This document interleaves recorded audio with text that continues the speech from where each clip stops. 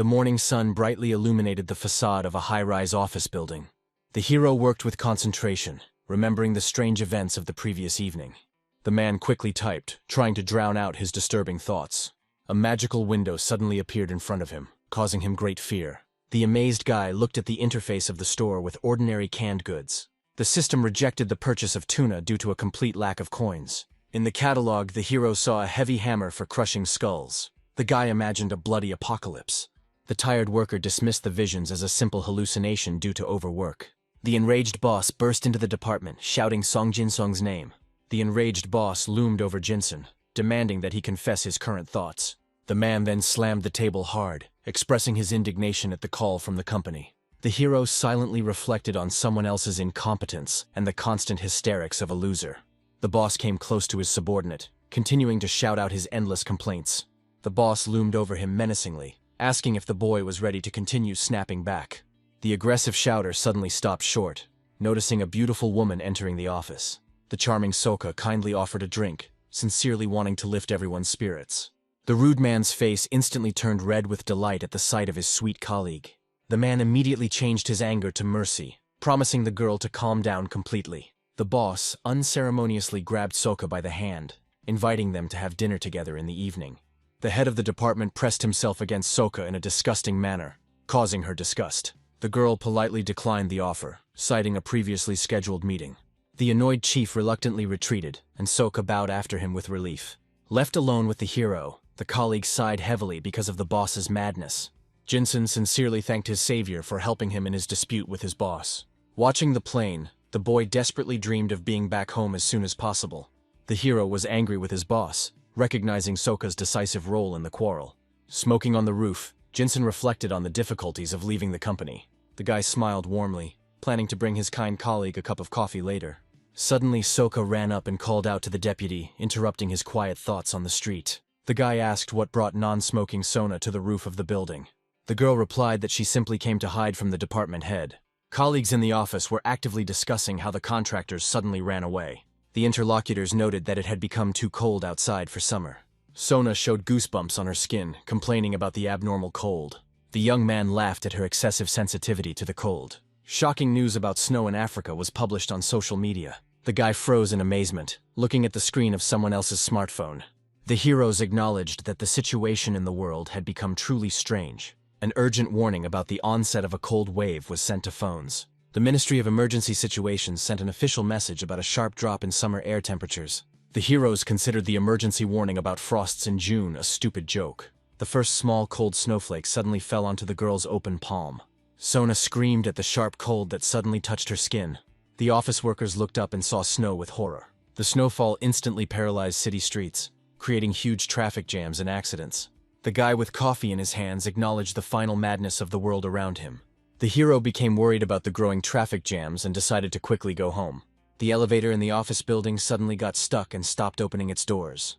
The young man began to shiver violently from the sudden cold that had descended upon the room. The guy walked up the stairs, remembering yesterday's strange status window. He was shaking violently and cursing at the crazy summer weather.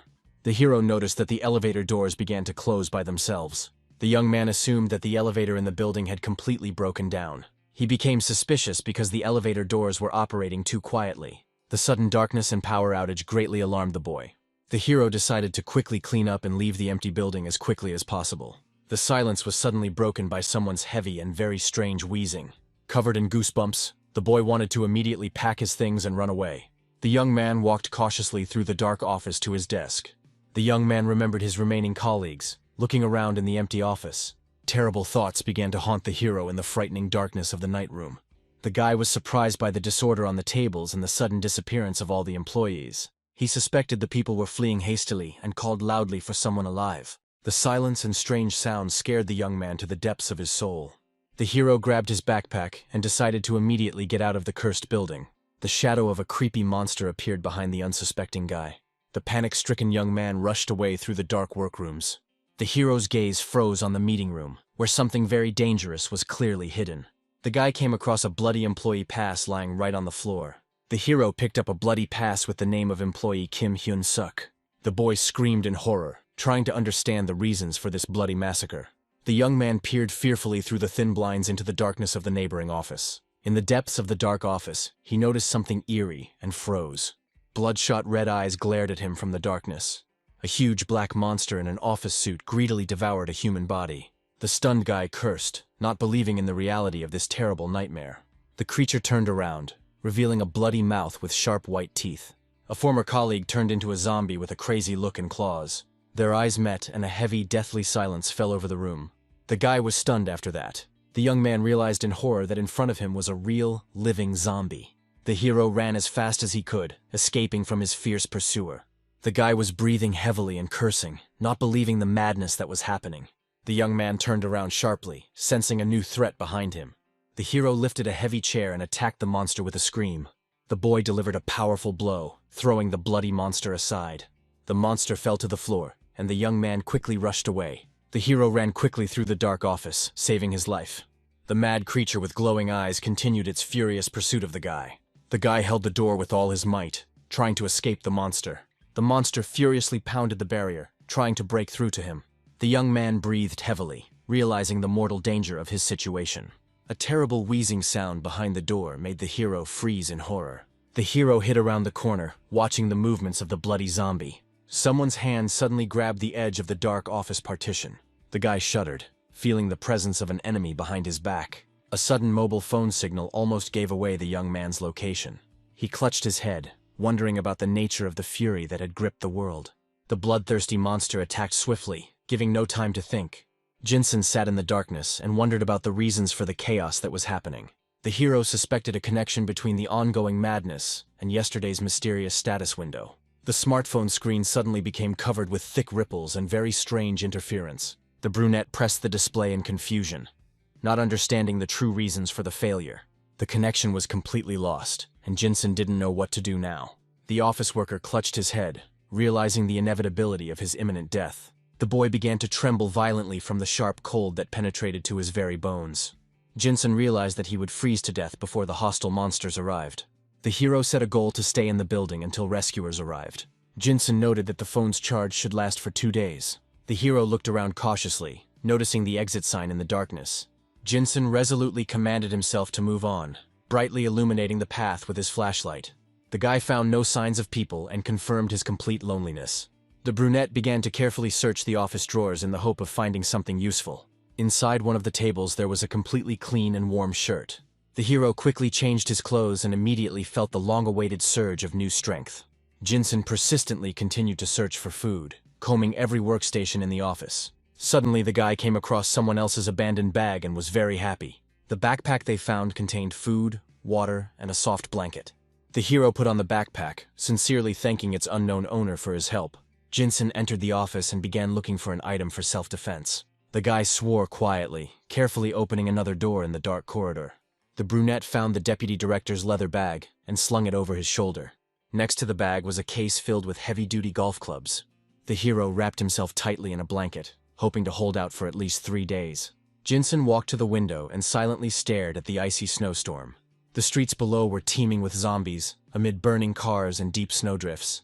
The snowstorm has become so strong that the rescue helicopter will definitely not arrive. Jinsen sat down on the floor, afraid of having to wait a whole week. The office worker began to shiver violently as the building became much colder. Jinsen opened his eyes and saw a flickering shop window in front of him. The hero noticed a warm jacket for 3 coins in the list of goods. The boy was puzzled as he thought about ways to obtain the necessary magic coins. The tired office worker began to slowly fall into a deep sleep. The hero's eyelids closed from unbearable fatigue and icy cold. A lonely silhouette of a guy stood frozen at the snow-covered window of a dark office. The sudden, distinct sound of someone else's footsteps echoed in the empty corridor. Jinsen was sitting on the stairs when he heard someone approaching from above. The hero instantly tensed, sensing the breath of mortal danger very close. The brunette jumped up abruptly, realizing the presence of a living dead man in the room. Jinsen swung the heavy golf club furiously to strike. The door handle suddenly twitched, breaking the tense silence of the empty corridor. The unknown man quickly started running away from the impending threat. The brunette prepared to attack, raising his improvised weapon high into the air. A frightened colleague ran out to meet the guy and loudly shouted a request to stop. Jinsong froze when Kim Juman recognized him as Sun's assistant. The hero lowered his club, recognizing the survivor as a familiar office bully. A colleague told of a nightmare that took place behind the door of his break room. The man boasted of his foresight, and Jinsen asked about an escape route. The companion described a foolish escape, and Jinsen recognized it as absolutely useless. Kim Ju-man got down to business and turned to Assistant Sun. The man admitted to being hungry and asked the guy for some food. Jinsen refused to give him rations, but agreed to give his colleague some water. The boy went to get water, hearing words of gratitude in response. Kim Ju-man suddenly grabbed Jinsong's hand and stopped him abruptly. The companion, with a crazy face, asked again about the presence of food in the bag. Jinsen sensed something was wrong and noticed his colleague's strange behavior. The hero filled the thermos and felt growing anxiety about the situation. Jinsen noticed profuse sweat on his companion's shirt despite the cold. The guy washed his face and wondered if he was being too picky. The zombie suddenly pounced on the guy, knocking him onto the cold floor. Jinsen hit the mutant hard in the face with a heavy metal thermos. The hero furiously threw the monster away from himself with one powerful kick. The former colleague flew back against the wall with a terrible crash from the impact. The brunette was horrified by the sudden transformation of an ordinary man into a bloodthirsty monster. The office worker gripped the golf club decisively with both hands. Jinsen delivered a crushing blow to the head of his former comrade. The guy mercilessly finished off the enemy, through clenched teeth, ordering him to finally die. Blood spattered copiously across the cold walls after a series of fatal, furious blows. Jinsen breathed heavily over the corpse, realizing the full horror of the new reality. The sudden message about receiving the coin greatly puzzled the exhausted hero. Jinsen stared in shock at the status window flickering in front of him. 1 coin for killing a monster seemed like a pitiful reward to the guy. The hero sank to his knees, exhausted, among the bloody office walls. The brunette peered gloomily into the darkness, realizing the gravity of his situation. The guy discovered a distinct bite mark on the hand of his defeated opponent. Jinsen sighed heavily, revealing the frightening secret of his colleague's rapid transformation. The tired worker lit a cigarette, reflecting on the deceptiveness of the ordinary human appearance. The cigarettes found in someone else's bag became the guy's only consolation. The hero wrapped the blanket more tightly around himself and carefully moved on. A survivor desperately fought off a crowd of zombies on the street with a bat. A pack of monsters instantly surrounded and tore apart the unfortunate victim in the snow. The body was left lying in the bloody snow among hungry predators. A mutilated corpse with torn clothes lay frozen in a deep snowdrift. The guy looked gloomily at the raging snowstorm outside the cold window glass. The office worker leaned back in his chair wearily, losing hope. It's the 3rd day of survival, and the phone's battery is almost dead. The hero checked his backpack, where only cookies and candy bars remained. Jinsen realized that everyone who tried to go outside had died. The brunette resolutely tightened the straps of his bag and prepared for the sortie. Jinsen lifted the table, deciding not to wait for his death any longer. The guy decided to find reliable people to escape to the outside together. The hero went to the 6th floor to check Kim Chu-man's words. The brunette suddenly stopped in the corridor, noticing a bright glare ahead. The light suddenly turned on, causing Jinsen to scream joyfully in surprise. The office instantly filled with radiance, contrary to all the expectations of the exhausted hero. The guy pressed himself against the glass, trying to see something through the snowstorm. Outside, the icy wind continued to cover the city with thick snow. The office worker felt a spark of hope ignite in his heart. Jinsen realized that someone had managed to start a powerful emergency generator. The hero realized the presence of a survivor and prepared for an immediate search. Jinsen entered the passage, fearing the sudden loss of dim light. Having equipped himself, the guy firmly decided to find the people before dark. The office worker headed towards the 1st floor, hoping to meet security. Overcoming his heavy breathing, the athletic brunette tightly pulled the laces of his sneakers. Jinsen crept down the steps, trying not to attract the monsters. Having passed the 6th floor, the survivor froze warily, listening to the silence. The hero cautiously peered into the opening, deciding to conduct a reconnaissance of the premises. The guy's gaze fell upon a passage tightly blocked by a pile of furniture. Jinsen was visibly inspired by the find, planning to return to his colleagues later. The guy was afraid that the 1st floor might be teeming with bloodthirsty red monsters. Clinging to the crack, the survivor passionately wished not to meet a single one. Seeing the bloody chaos, the guy cursed loudly through his teeth in hopelessness. A huge crowd of zombies blocked the way out of the madness. Jinsen realized the impossibility of escape and noted the security of the locked outer doors. The enraged monsters beat furiously against the glass, threatening to destroy the fragile barrier. Relying on his speed, the guy dashed away from the dangerous lobby at lightning speed. The hero slipped into the control room, trying to find at least some shelter. Jinsen recognized the frozen body as his colleague, who always smiled kindly. The boy looked at the frostbite victim with bitterness. With a trembling hand, Jinsun carefully closed the unfortunate man's eyelids, saying goodbye to the deceased. Bowing his head, Jinsung whispered a wish for rest in peace in the office. Trying not to make any noise, the guy tiptoed further down the corridor. The last chance to find survivors was the locked steel security room. The hero decided to make his presence known so as not to provoke an attack from the people. A terrible groan around the corner made Jinsun grip the handle of his weapon tighter. The bloodthirsty creatures continued their hunt, showing absolutely no mercy. Mindful of the creature's keen hearing, the survivor slowed down every movement as much as possible. With difficulty catching his breath, the guy carefully opened the door to the room. What he saw inside made the hero freeze in silent shock, barely able to contain himself. Jinsun clashed with the stranger in a furious hand-to-hand combat. The hero suddenly froze, hearing a sharp, suspicious sound from the depths of the room. The bespectacled man gritted his teeth and expressed his determination to fight to the death. A bloody monster appeared ahead as the survivors tried to hide behind the door. Jinsun swung his stick, trying to ward off an attack from an invisible enemy. The opponents stood guard against each other, assessing their chances of salvation. The suspicious stranger sullenly asked if the guy he had met was human. The man explained his appearance by turning on the generator and searching for other survivors. Jinsun showed his work ID, confirming his identity as an ordinary office worker. The assistant manager introduced himself to his colleague, offering to use a blanket to cover the wounds. Jinsun noted the lack of sweat in his interlocutor, suspecting the beginning of a dangerous transformation. The guy lowered his club, trying to show peaceful intentions to his new acquaintance. The survivor's attention was drawn to a forgotten backpack lying on the table in the room. The broken wooden blade looked dangerous in the stranger's hands. The hero reasoned that the absence of a mad hunger proved the stranger's purity of mind. The opponent reeled in surprise as the situation suddenly took a completely new turn. Jinsun frantically thought about how exactly he could quickly defuse the dangerous situation that had arisen. The office worker carefully reached into his bag to remove the bloody sports stick. The man in glasses fell into a heavy silence, pondering his opponent's words. Jinsun raised his hands, reminiscent of the shared smoke breaks during peacetime. The hero decided to offer a cigarette to at least slightly relieve the current tension. Choi looked puzzled as he watched Jin-sung's hands move to the side. A red pack of strong cigarettes suddenly appeared in the hands of this employee. Jinsun politely asked if his new acquaintance would like a smoke. The man in glasses looked at the pack of cigarettes silently and thoughtfully. Choi continued to grip his sharp wooden blade tightly with both hands. The researcher thought for a moment, weighing this unexpected and friendly offer. The survivor finally agreed to take the offered cigarette from his new colleague. Both men sat down, feeling that life still had meaning. Jinsun noted that taking a smoke break together helped them finally relax. Jinsun admitted that he only managed to eat half of his small bar. The guy wondered if his new acquaintance had taken food from the room.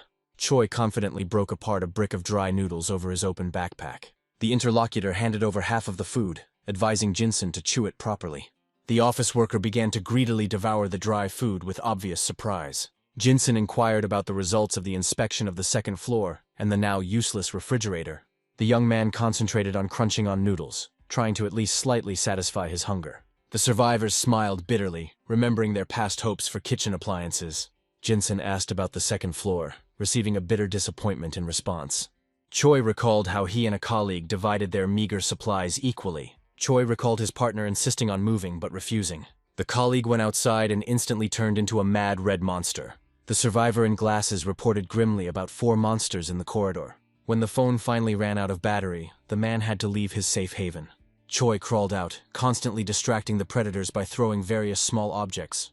Jinsun sincerely admired his colleague's daring escape from a group of dangerous zombies. An office worker asked if it was Choi who had actually started the emergency generator. The heroes carefully examined the old extension cord that served them for emergency charging. Jinsun was skeptical about the real meaning of using almost useless gadgets. Choi was completely horrified by his partner's lack of internet access. Choi suddenly delighted his partner with news about the operation of his satellite internet. Jinsun was even taken aback when he heard about Starlink from the great Elon Musk. A colleague clarified that only a couple of communities survived on the network. A kind partner offered to charge my dead phone with his powerful charger.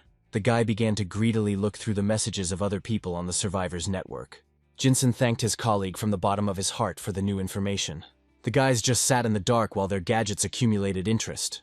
The heroes exhaled sadly, looking at the ceiling in this office. Choi warned grimly that the noisy generator was almost out of fuel. The colleague stood up abruptly and asked what Jinsun intended to do next. Choi was firm in his decision to remain in the safety of his office. A colleague suspiciously asked if the guy really wanted to kick him out. The man realized that in his current state, he would only become a burden to his partner. Jinsen decided that now this fellow traveler would only interfere with the mission. The hero directly declared the need to part ways in order to continue the dangerous reconnaissance mission. The bespectacled partner humbly accepted the bitter truth about their separation. The man began to rummage through his things quickly, wanting to leave something in return. The stranger handed over a flashlight, calling this important item his parting gift. Jinsen sincerely thanked for the generous gift, calling the equipment a true treasure. The former ally silently handed over the equipment, preparing to leave this refuge forever. Jinsen handed his partner the battery and heard words of gratitude in response. Leaving on a dangerous sortie, the hero briefly said that it was time for him to go. In response, the bespectacled man wished the daredevil good luck in his risky undertaking. Jinsen promised to meet again if they both managed to survive today. The boy hurried away, fearing a sudden power outage in the dark building. Jinsen noted with relief that the glass door was holding back the crowd for now. Clutching his stick, Jinsen prepared to meet any new threat. The hero quietly closed the door behind him, trying not to attract attention. He remembered the official car, hoping to leave in it as soon as possible. Jinsen froze on the stairs, wondering if his sudden escape was the right thing to do. Jinsen decided to go upstairs first to scout out the current dangerous situation. The hero planned to gather as much information as possible before leaving for good. Clutching his stick tightly, the boy carefully began his climb up the stairs. The sudden darkness made him curse and suspect that the emergency power had been cut off. Trying to remain calm, Jinsen began frantically searching for a flashlight in his bag. A beam of light from the found device finally cut through the thick darkness of the corridor. The hero moved forward slowly, fearing a sudden change of position by the bloodthirsty zombies. Jinsen encouraged himself with the thought that there was little time left until he reached his cherished goal. Hearing a strange noise from above, Jinsen realized the proximity of the monster lurking there. The hero gripped his weapon tighter, realizing that there was absolutely no way to retreat. Jinsen was determined to break through the deadly danger lurking right above. The hero left the lantern on the floor to free his hands for the fight. The figure of a bloodied woman in torn clothes appeared on the stairwell. Jinsen noticed that the monster was distracted by the noise coming from the roof. He decided to immediately take advantage of this rare chance for a surprise attack. The zombie's face was disfigured, and its eyes burned with a thirst for human flesh. Gritting his teeth, the athletic brunette made a sharp lunge towards his opponent. The creature suddenly leaped forward, causing Jinsen to curse loudly in anger. The guy swung the stick with all his might, aiming straight at the head. The powerful blow threw the creature against the wall, leaving splashes on the tiles. The wounded creature let out a piercing scream that echoed throughout the dark corridor. Jinsen swung his club furiously and commanded the dangerous monster to die immediately. A powerful blow took off the enemy's head, drenching the cold floor with thick blood. Breathing heavily, the hero wondered in horror if she was dead. The brunette noticed with a shudder that the fallen woman was still moving. Jinsen delivered the finishing blow while the zombie barely audibly begged for mercy. A notification about receiving 1 coin for winning appeared before my eyes. The hero studied the system interface that appeared out of thin air with disgust. The guy picked up a broken weapon part, deciding to take it with him. Looking at the corpse, Jinsen thought hard about the source of this zombie's appearance. The brunette discovered a closed door and assumed that an enemy had appeared from the floor. Jinsen cautiously noted the high probability of danger on the 7th floor. The hero breathed a sigh of relief, noticing the temporary absence of monsters in the dark corridor. The tired boy greedily drank cold water from his canteen. Jinsen remembered the incredible speed of the creature that almost killed him. He compared the habits of the mad monster with the movements of a wild forest animal. The hero realized the need for numerical superiority or the creation of conditions for a fair duel. Jinsen decided to search the internet for fresh information about zombie species. The guy opened a survivors forum, where he saw many new disturbing messages. He read a post about the terrible frost and the last person bitten. Jinsen learned about the high sensitivity of these zombies to loud sounds. The hero realized that the monster's bite would inevitably turn him into a monster. The news feed showed only desperate cries from survivors for immediate help. The sight of the burning city finally convinced the guy of the complete collapse of the government. Jinsen realized his complete loneliness and the need to survive completely independently. On the 5th day of survival, the unbearable cold caused him to fall ill. To avoid dying from a cold, the hero began to actively exercise. The guy greedily ate the chocolate bar, trying to get more of the necessary calories. Jinsen sighed heavily, realizing that it was impossible to get used to such abnormal cold. He decided to leave his shoes in the office to ensure his silence. Jinsen wanted to find some normal food before the situation got worse. According to a colleague, there is still half of the food left in the break room. All the supplies were inside the bag of the employee, who had now become a bloodthirsty zombie. The main problem was the presence of at least 4 monsters in that room. Jinsen immediately realized that it was impossible to steal the bag from these creatures without being noticed. He decided to lure out the enemies one by one for their safe elimination. One of the monsters was located in the very first room of the development department. Another infected employee was standing in the second room of this office. Jinsen noticed a third opponent in the new business sector team. The brunette wondered about the fate of his colleague, not finding any bodies on the way. The hero crouched down and realized the acute shortage of suitable weapons for the battle. The guy looked into the office and was pleased to note the absence of monsters. Jinsen crept cautiously into the room, clutching his old club tightly. The hero smiled contentedly, because he finally found his new inventory. There were signs of a struggle and fresh stains of enemy blood on the floor. Jinsen walked down the corridor with concentration, keeping an eye out for any possible enemy ambush. The guy clamped the flashlight between his teeth to completely free both hands. Jinsen took out a heavy metal object, hoping that it would provide reliable protection. The hero threw the trash can forward to lure the enemies away with a loud noise. The object fell with a crash onto the tiles, attracting the attention of the lurking monsters. An infected person suddenly jumped out of the shadows and furiously rushed at Jinsen. The monster's face was frozen in a terrible grimace, reflecting his eternal hunger. Jinsen met the enemy with a powerful blow of his stick, not allowing him to get closer. The boy jumped back sharply as another creature tried to grab him. In the depths of the corridor, silhouettes of new zombies appeared, attracted by the loud noise. The hero desperately blocked the door with his shoulder, holding back the onslaught of two creatures at once. Jinsen breathed a sigh of relief, managing to lock the lock in front of the enemy's nose in time. With difficulty catching his breath, he noted the complete fulfillment of his plan. Jinsen realized that victory was near, planning to lure out the remaining zombies one by one. The brunette got into a fighting stance, preparing for the final clearing of the floor. The zombie grabbed the hero's leg as he tried to carefully retreat. Jinsen dropped the flashlight and dealt a powerful blow to the enemy with a heavy boot. The guy pushed away the bloody hand to quickly break this deadly distance. The athletic brunette's eyes flashed an ominous red light from a fit of rage. The hero brought the club down with all his might on the head of the monster lurking below. Jinsen exhaled heavily and grabbed his head with his hand in horror. The office worker froze next to a gruesome bloody imprint on the wall. Jinsen noted to himself that there were only two people left in the corridor. The boy raised the bloody flashlight to illuminate the dark corridor again. The hero vowed to finish the cleanup before the rest of the bloodthirsty office creatures arrived. The bloody hockey stick on the dirty floor became a silent witness to the recent nightmare. The heavy metal met the jaw of this mad monster with a crunch. The spoon suddenly plunged into the rotten throat, cutting off this disgusting squeal. The nightmarish creatures in the office corridor greedily reached out their paws to Jinsen. The zombie bared his teeth furiously, showing the guy his sharp and bloody fangs. The mutilated dead man, with the last of his strength, desperately crawled towards his spoon. The creature with the backpack suddenly froze and slowly turned towards the noise. Jinsen raised his stick furiously over his head for the final killing blow. The guy exhaled heavily, looking at the system notification about 4 coins. Jinsen sadly realized that this broken stick would no longer be useful. Jinsen quickly tightened the tight straps of his new and very roomy backpack. The guy assessed the weight of the loot and immediately realized that the load was heavy. Left completely without a weapon, the hero resolutely moved along the dark corridor.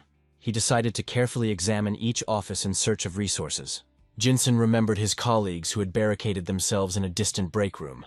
The guy found a really great place to search and smiled at his luck. In the development department, the hero finally came across valuable vitamins and a power bank. Riding the wave of incredible success, Jinsen continued to dashingly open office doors. The hero entered the second team's lair hoping for a very rich catch. The sudden noise made the boy flinch and remember that he had no weapon. Jinsen quickly rushed away, realizing the fatal danger of any accidental collision.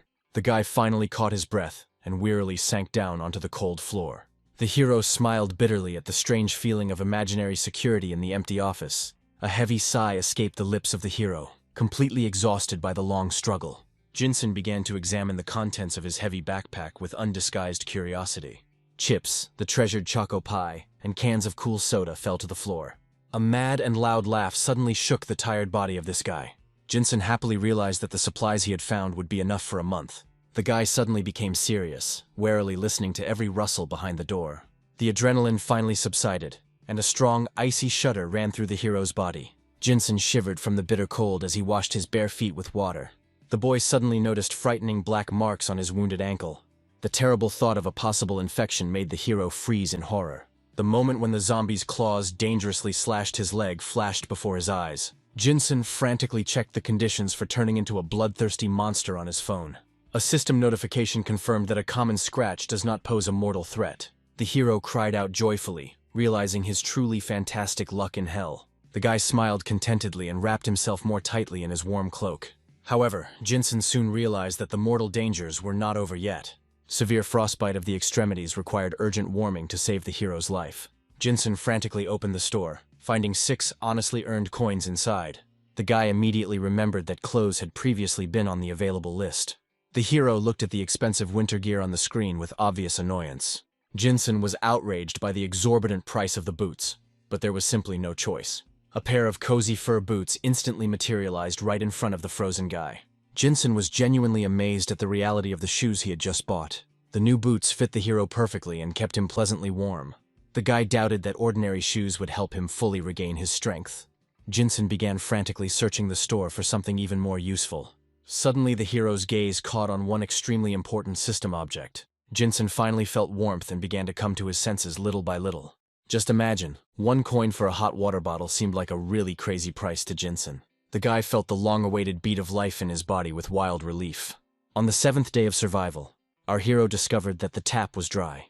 Jinsen sadly realized that now even ordinary water was gone. He checked the supplies and found only 2 liters of clean drinking water. The guy understood that this measly portion would be enough for 4 days. Tired, Jinsen simply collapsed onto the bed, cursing his hard lot. Lying on the cold sofa, the guy feverishly checked the news on his smartphone. Jinsen was determined to fight his way to the supermarket through the crowds of bloodthirsty zombies.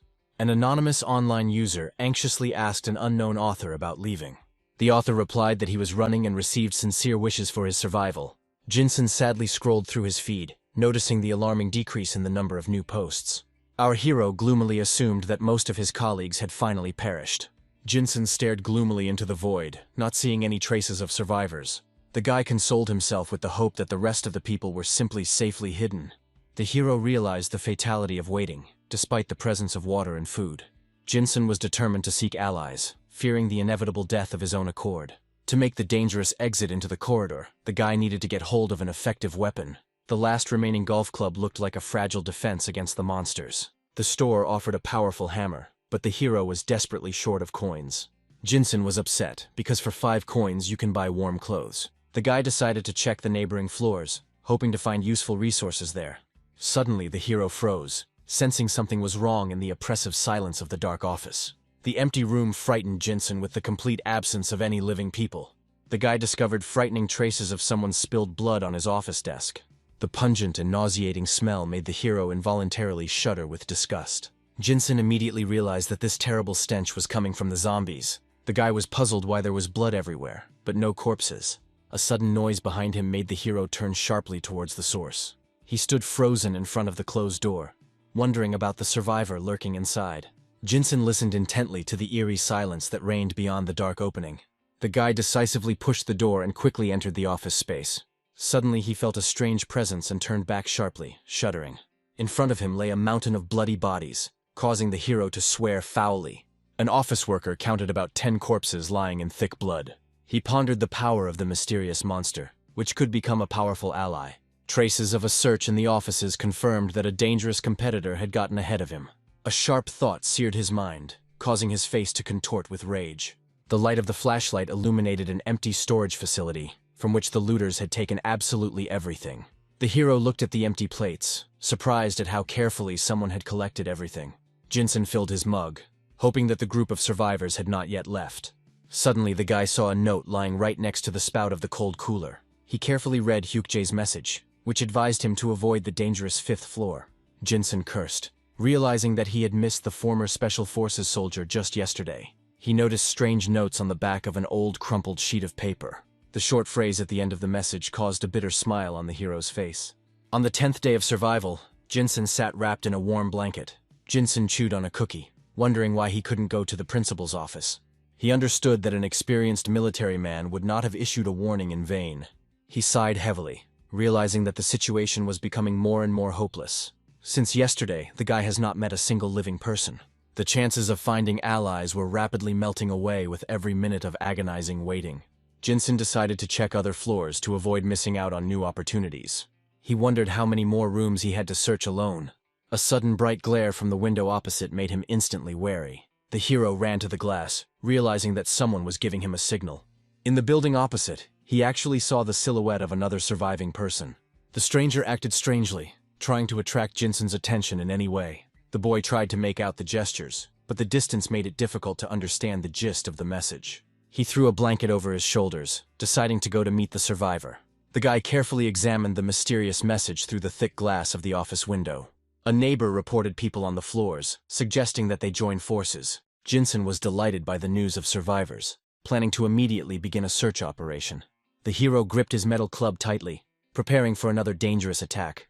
The office worker walked cautiously into the dark corridor, lighting the way with a flashlight. He was surprised by the unlocked entrance, suspecting that other people had cleared the passage. The guy loudly called out to his colleagues, hoping to meet acquaintances from his company. Jinsen moved forward slowly, trying not to make any unnecessary suspicious noise. The hero discovered complete disarray, as if someone had deliberately scattered important papers. Jinsen noticed the terrible disorder, sensing the presence of a dangerous enemy behind him. Then a monster suddenly jumped on him, and the hero met it with a stick. The predator knocked the hero down, furiously trying to bite through his weak improvised defense. Jinsen gritted his teeth, giving all his strength to the fight against the monster. After that, he delivered a powerful kick straight to the stomach. The discarded monster collapsed, the guy hanging heavily over his former colleague. The hero's face was distorted with anger. He was ready to finish off the monster. The mouth of the mad predator was covered in blood, and its empty eyes evoked horror. The enemy froze in a pool of blood, no longer posing any threat. Jinsen exhaled heavily, realizing the fragility of his position in the icy hell. After that, the guy lifted the table up. The hero then received a system coin for the death of a zombie. Jinsen shined his flashlight down the corridor, hoping to find survivors in the office building. He turned around abruptly, realizing the truth of the rumors about the presence of living people. The guy approached the door, promising not to harm those hiding inside. Jinsen suggested joining forces, asking the mysterious stranger at the door to introduce himself. The brunette then stated his position, confirming his status as an ordinary employee. The hero swung his club, intending to break down the locked door in the absence of an answer. Suddenly, from behind the barrier, a question came from whether he was the deputy. The door slowly opened and Jinsen saw a hand extended towards him. The girl in the gray hoodie opened the door while Jin-sung was recognizing his colleague. The survivors sat down at the table, discussing the girl's long stay in the building. Last night, a panicked stranger insistently demanded to be let inside. She refused, but the man sensed the girl's loneliness and forced his way in. Sona hid in the break room, and the attacker came forward an hour later. A terrible roar was heard, frightening the girl to the depths of her soul in the night. Jinsen realized that the monster he had killed was the very same invader. Sona inquired about the presence of weapons, pointing to her homemade wooden spear. The hero looked with bewilderment at the ordinary mop turned into a deadly instrument. Sona confirmed the use of a knife, and Jinsen noticed blood on the blade. The brunette examined the bloody tip of the spear, doubting the strength of the fragile girl. He then assessed the risk of using such an awkward weapon in an apocalypse. The boy thought about the danger from the surviving people in the building. After this, Jinsen got ready to leave, leaving his new acquaintance completely alone. Suddenly, the girl grabbed his hand tightly, not wanting to let go. Sona asked excitedly about his departure, apologizing for her abruptness. She tearfully asked for help, afraid she couldn't cope alone. The girl continued to persistently hold his wrist, hoping for a joint rescue. Sona then confessed to her past passion for fencing for defense. Jinsen was very surprised by what he heard, and the girl demonstrated her determination to fight. Sona announced the clearing of the 6th floor, shocking Jin-sung with her unexpected boldness. She then warned that abandoning such an experienced partner would be a mistake. The hero froze in silence, realizing the scale of this fragile office girl's abilities. Sona won silver at the championship, finally convincing the guy of her usefulness. Soon they shook hands firmly, sealing their new and important alliance. The girl then showed a backpack filled with found food and a pile of clothes. Jinsen immediately asked about the battery, doubting that the connection would be restored soon. The guy then mentioned satellite communications, ordering his partner to immediately gather the equipment. Later, the hero turned around abruptly, clarifying the exact number of monsters she had defeated. Sona calmly counted the zombies she had killed, even mentioning Jinsen's last victim. Sona finally found a spare battery, and Jinsen was counting the dead bodies he had killed. The girl found only 2 batteries and suggested to her partner to leave quickly. However, the guy sharply ordered to wait, noticing strange marks on the floor. Jinsen asked doubtfully about the trace, carefully examining the damaged surface. Sona immediately remembered yesterday's madman who was furiously trying to break down the door. Then the hero began to quickly examine the room in search of the necessary item.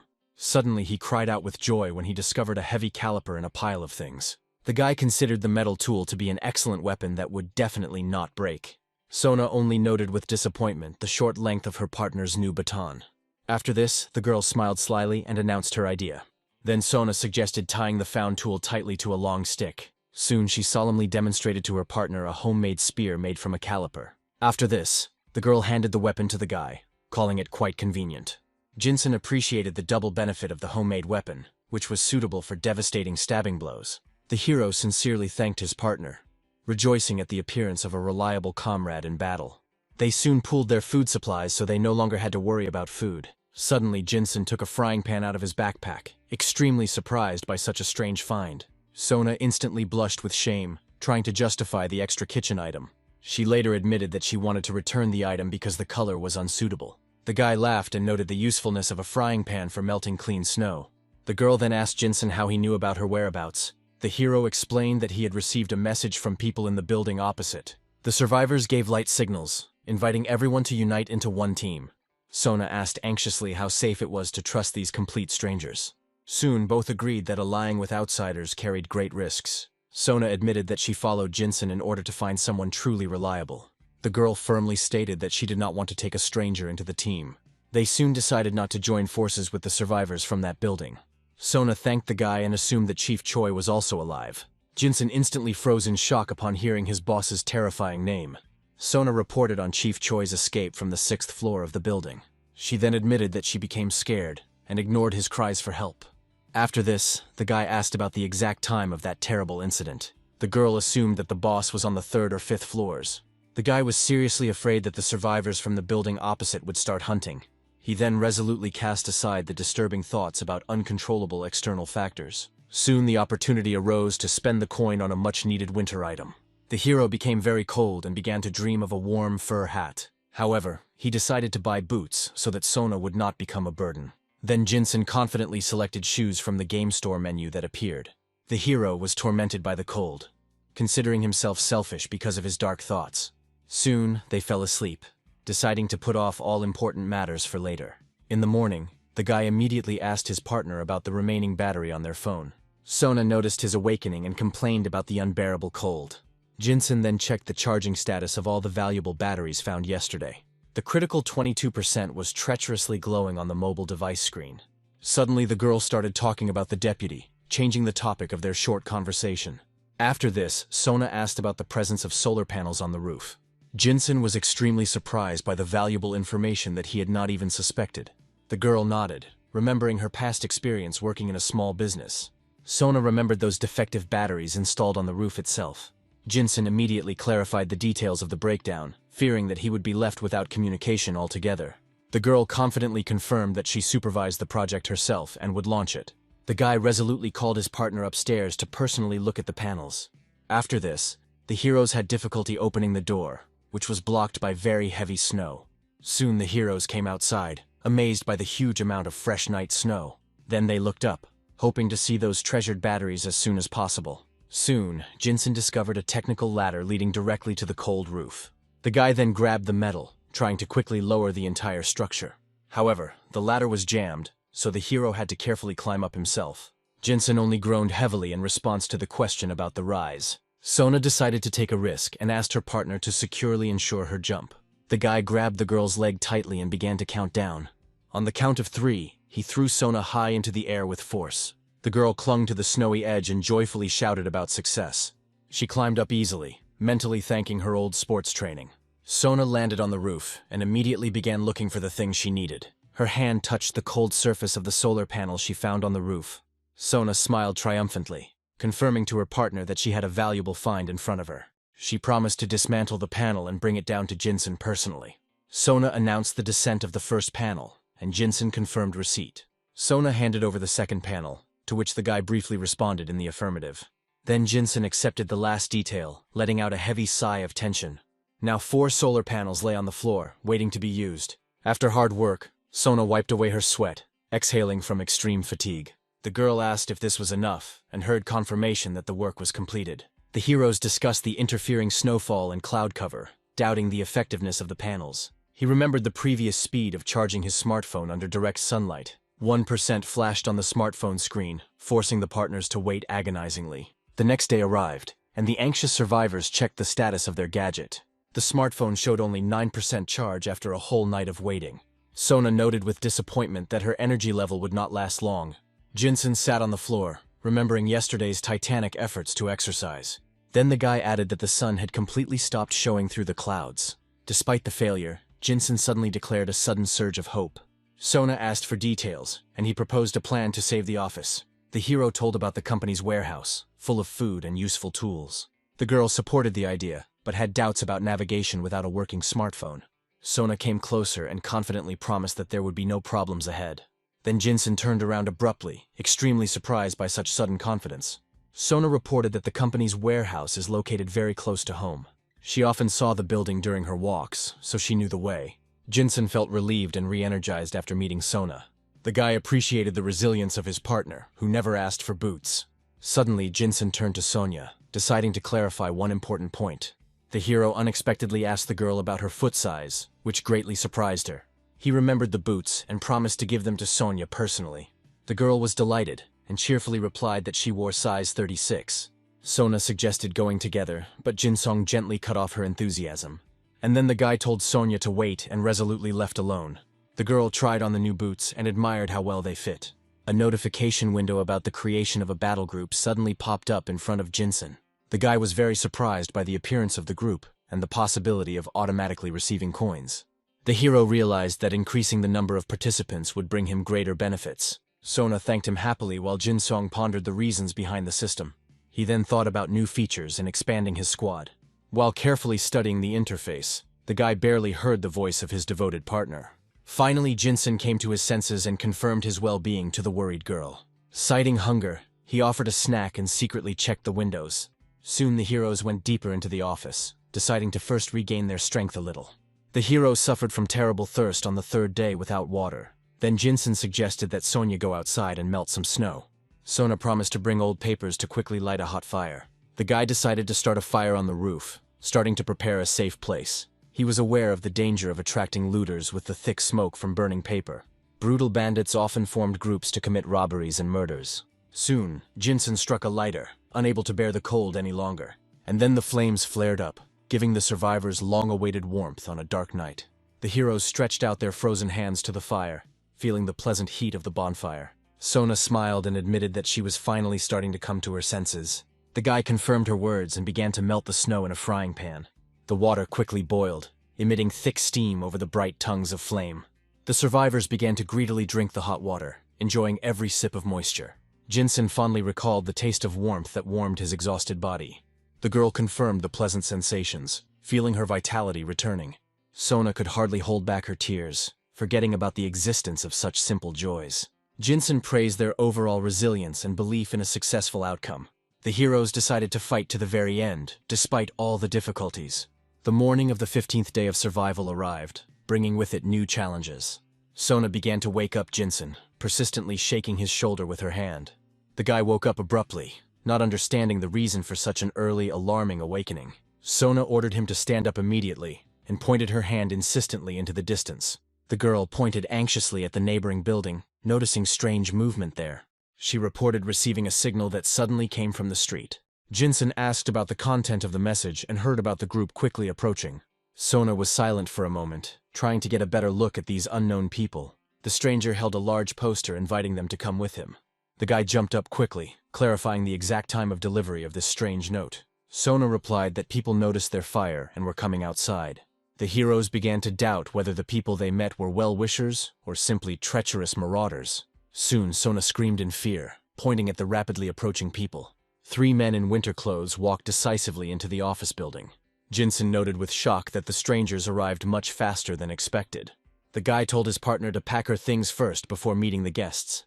One of the strangers smashed the head of an oncoming zombie with a powerful blow of a sledgehammer. Jinsun noticed that this group was moving much faster than he had calculated. He appreciated their teamwork in battle against a crowd of bloodthirsty monsters. The brunette estimated that it would only take the enemies 10 minutes to clear out the situation. He then put on his backpack, asking Sona if she was ready to go out. Sona confirmed her readiness by picking up the heavy bag and the homemade spear. Outside, terrible creatures prowled everywhere, blocking the path to long-awaited salvation. Then a crowd of the dead filled the road, plunging the entire city into nightmare. The strangers fought furiously through the zombies, using a heavy sledgehammer and a shield. Then they rushed forward, urging their partners to run much faster.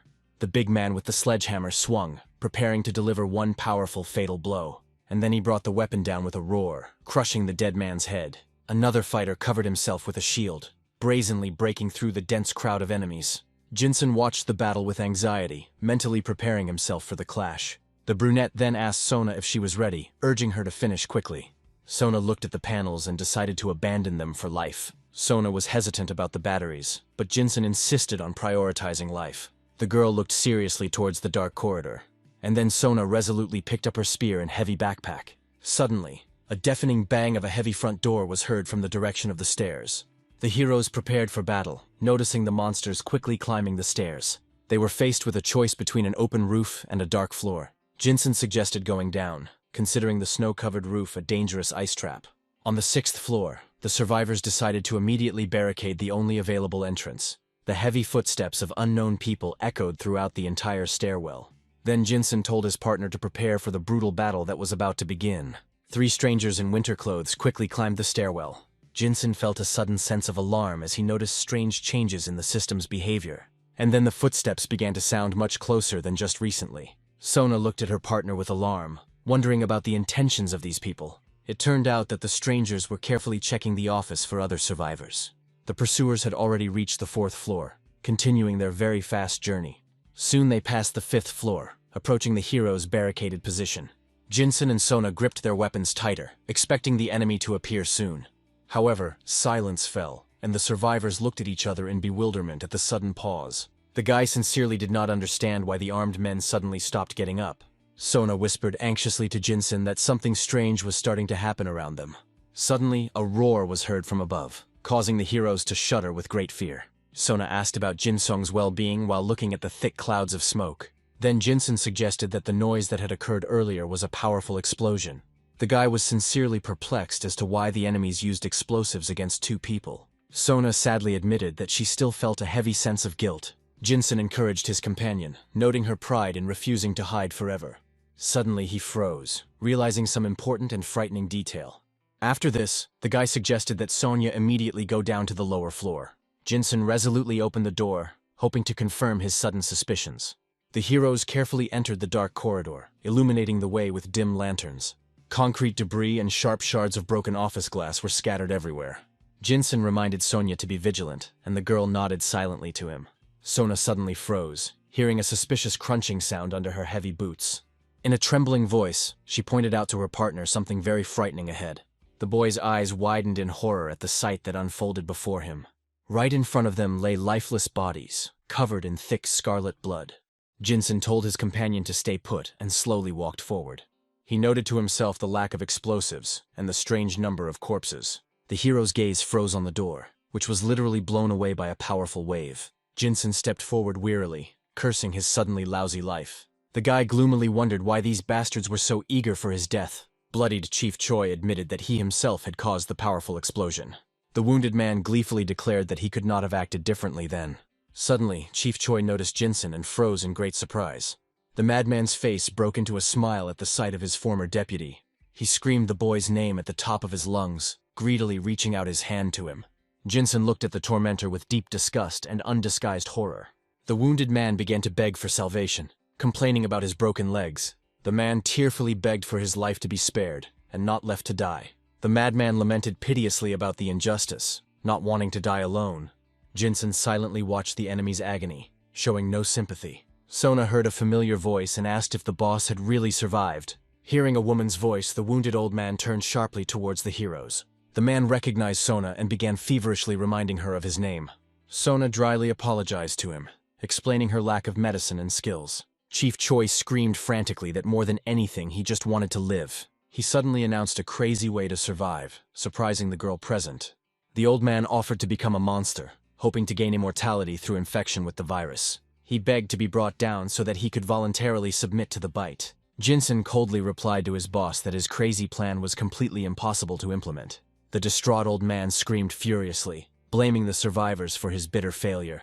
He angrily accused his partners of conspiring to get rid of him as quickly as possible. The delirious man suggested that the heroes all die together in the corridor. The wounded Choi cursed helplessly as life began to rapidly leave him. Sona confirmed her suspicions that these people were ordinary marauders. She noted the empty backpack and broken shield, not hiding her disappointment. Sona focused on checking the remaining equipment, ignoring the growing noise around them. Jinsen silently turned away from the corpse, trying to suppress his rage. The heroes hurried to leave before the smell of blood attracted more monsters.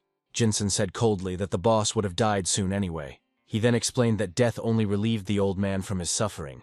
The guy gently asked his companion not to blame herself for what happened anymore. Jinsen warned that the boss, who had turned into a monster, would have to be finished off immediately. Sona froze in shock, her eyes widening at the sharp sound. The girl seriously confirmed the correctness of his cruel but very true words. Sona anxiously pointed out to her partner the strange movement outside the huge window. Jinsen looked out in bewilderment, trying to see what was happening in the courtyard below. A huge crowd of enraged monsters filled the entire space under their building. The heroes studied the messages, where no one mentioned a fire. Jinsen warned Sonu about looters and zombies converging on the building. He watched for a long time and realized that the exit was completely filled with monsters. The hero was determined to leave this dangerous refuge as soon as possible. The boy then gripped the flashlight tightly to scout out the dark first floor. The couple began to carefully descend the stairs, peering into the frightening darkness. Sona suddenly froze, sensing someone's invisible presence in the cold corridor. She turned around and quietly asked her partner about the strange, frightening sound. Suddenly, a loud bang came from above, causing Jinsen to instantly tense up. The heroes stood frozen in tense anticipation, trying to comprehend the scale of the new threat. Soon, Jinsen saw a bloody monster through the crack, letting out a terrible roar. Sona covered her mouth in horror, seeing something frightening in front of her. The girl, shocked, assumed that their dead boss was standing in front of them. Jinsen confidently objected, reminding him of the fatal wound in the boss's head. The guy assumed that some marauder had recently been bitten by a zombie down below. The survivor from the third floor probably climbed up to the fifth floor using the stairs. Or the monster got into the building through a broken window on the fifth floor. The partners decided to stick with the first option, suppressing the growing feeling of intense anxiety. Jinsen suggested that Sonya immediately go back down to the first floor. The guy was horrified by the scale of the chaos, because the monsters had completely taken over this floor.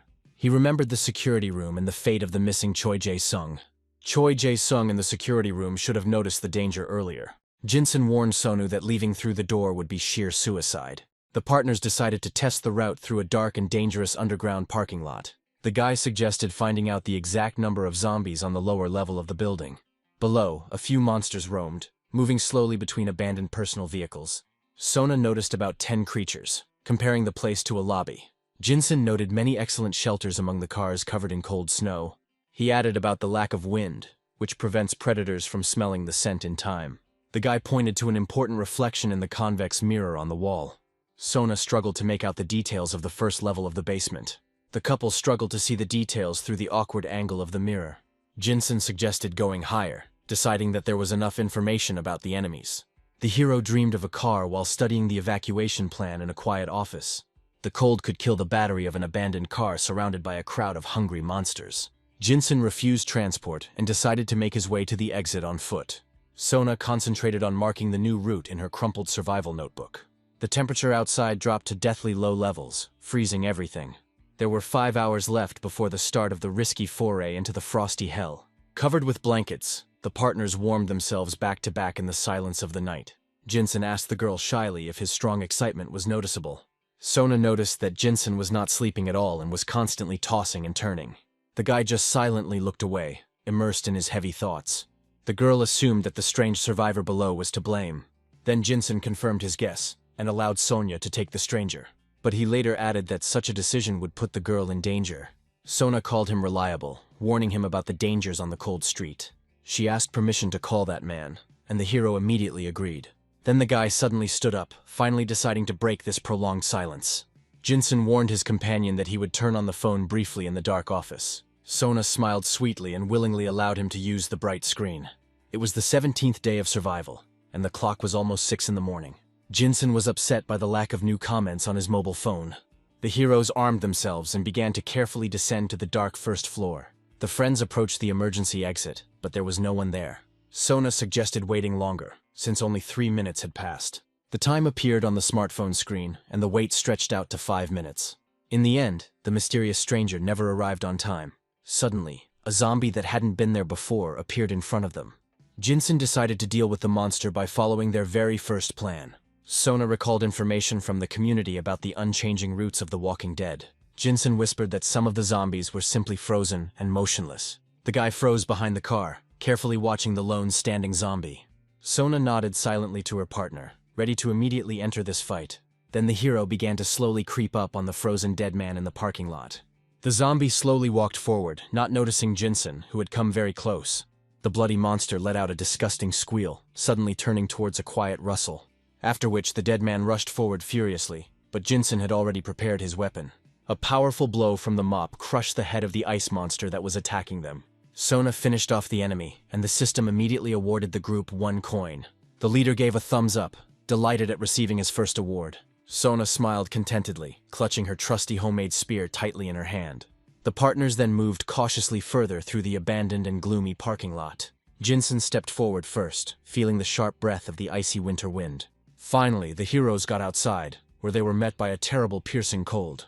The guy warned that in the cold they could simply freeze to death. Sona confidently stated that the dead do not know how to use stairs at all. Ahead, through the thick blanket of snow, the silhouette of another zombie appeared.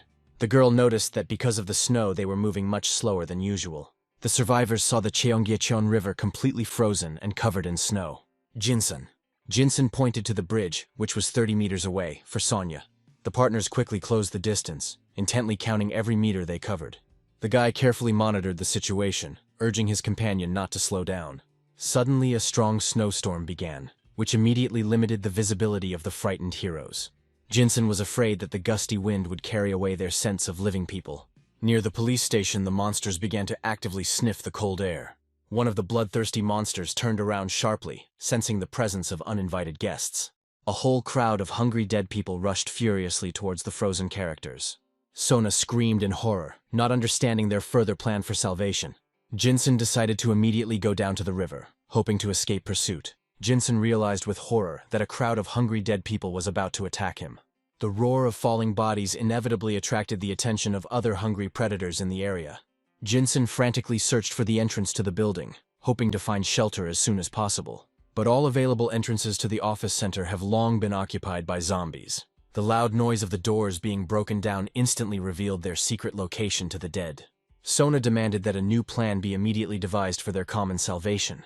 The girl screamed sharply, pointing her partner in a new direction for a quick retreat. She noticed an abandoned green bus just on the left side of the street.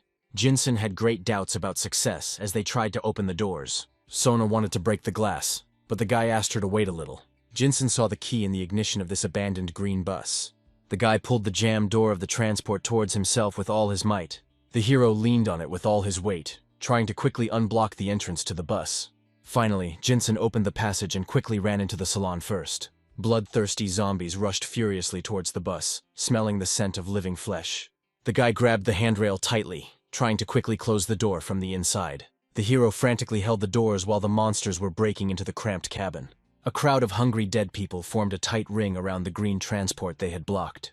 Jinsen quickly jumped into the driver's seat and cursed loudly out loud. The guy turned the key sharply, fearing the fragile structure of the old bus would be destroyed. Sona screamed that they needed to close those heavy doors quickly. She furiously hurried the guy, urging him to act as quickly as possible. The bus's wheels began to slide madly through the deep snow, preventing it from moving. Jinsen cursed in frustration as he realized they were trapped. Sona warned in horror that the bloodthirsty creatures were already very close. The bloody monster beat furiously against the glass, begging to be let inside. The boy angrily ordered the monster to get away, pushing it away from the entrance. The hero delivered a powerful blow, sending the persistent creature straight to hell. Both survivors desperately hoped for salvation at that fateful moment. Jinsen pressed the pedal, and Sona fell from the sudden jerk of the vehicle. Jinsen asked excitedly how she was feeling, and Sona finally nodded briefly. The guy told them to hold on tight, because a dangerous road lay ahead. And then the bus began to crawl forward heavily, its wheels crushing the loose snow. Jinsen gripped the lever, desperately trying to stop this uncontrollable skid. The car hit the obstacle with a roar, sending up a shower of sparks in the darkness. Sona peered into the thick snowstorm, hoping to spot some kind of escape route. She closed her eyes as the heavy transport finally slowed down completely. The girl breathed a sigh of relief, realizing that they were still alive. The heroes froze, rejoicing at the closed door that separated them from death. But outside the window, creatures were already scratching, eager to get to the flesh. The monsters furiously beat against the glass, forcing the heroes to frantically search for a way out. Jinsen suggested distracting the bloodthirsty crowd in order to quickly escape from the trap. The rotten creatures pressed harder, threatening to immediately overturn the heavy bus. Looking at the claws of the monsters, the heroes did not want to believe in the end. Jinsen stated firmly that they had come too long a way together. The sudden crash of a broken display case caused the predators to instantly change their target. An enraged crowd of zombies rushed towards the noise, forgetting about the blocked people. The predators quickly ran away, giving the heroes a long-awaited chance for a break. Sona fell heavily to the floor when the bus finally stopped rocking. Jinsen confirmed the rescue, realizing the mortal danger of this terrible moment in history. Jinsen chuckled thoughtfully, peering intently into the reflection of the cloudy bus window. Sona then suggested that the remaining monsters would soon fall down on their own. The girl noticed that a strange noise was heard somewhere in a nearby building. She confidently pointed to the approximate floor where the source could be located. The friends were puzzled as to who exactly could have made that sound. Sona spoke hopefully about a surviving person with some remnants of humanity. Suddenly she screamed joyfully and pointed her finger somewhere very high. There really was a man standing there, actively waving his hand at the heroes. And then they saw a woman with binoculars in the window itself. Jinsen turned around in confusion, not believing his own tired eyes. Sona watched the surviving man's strange actions closely through binoculars. Through the lenses, Sona saw a sincere word thank you on the phone screen. Sona noticed the like and was delighted to see the boy's remaining humanity. The girl sadly admitted that she was ready to share food with the looters. The guy surprised his partner with a story about his meager diet before the meeting. Then Sona burst into loud laughter after an unexpected joke about an old frying pan. Later, Sona seriously asked about the availability of noodles in the warehouse. After a short conversation, the guys decided to go get some hot ramen together. Jinsen looked away tiredly, wrapping his cloak tighter around himself. Soon, both heroes were shivering violently from the cold inside the frozen bus. Jinsen sympathetically inquired about Sona's well-being, noticing her strong, painful trembling. The boy suddenly sneezed loudly, realizing the destructive power of the piercing, icy cold. The thin glass of the bus did not protect the survivors from the bitter cold. Sona confirmed through clenched teeth that the terrible cold had made her wake up. Jinsen grabbed Sonu's hands and was horrified by their icy state. The girl's lips turned blue, and her body continued to tremble slightly in the morning. The guy suggested that they warm up immediately, otherwise the cold would soon completely paralyze them. Jinsen was immersed in heavy thoughts, feverishly thinking up a plan for further rescue. An office worker was determined to start a fire right inside the frozen bus. Sona was scared by the smoke, but her partner decided to make a hole for ventilation. He warned that the loud cracking of glass would attract hungry mutants inside. Then the heroes simultaneously looked up at the metal ceiling of the frozen bus. The improvised spear pierced the hull with force, creating a narrow gap at the top. Sona announced her success with satisfaction, clutching her trusty weapon tightly. Jinsen reminded that for normal ventilation, several more holes need to be broken through. Soon the survivors lit a saving fire, using the pile of paper they had grabbed earlier.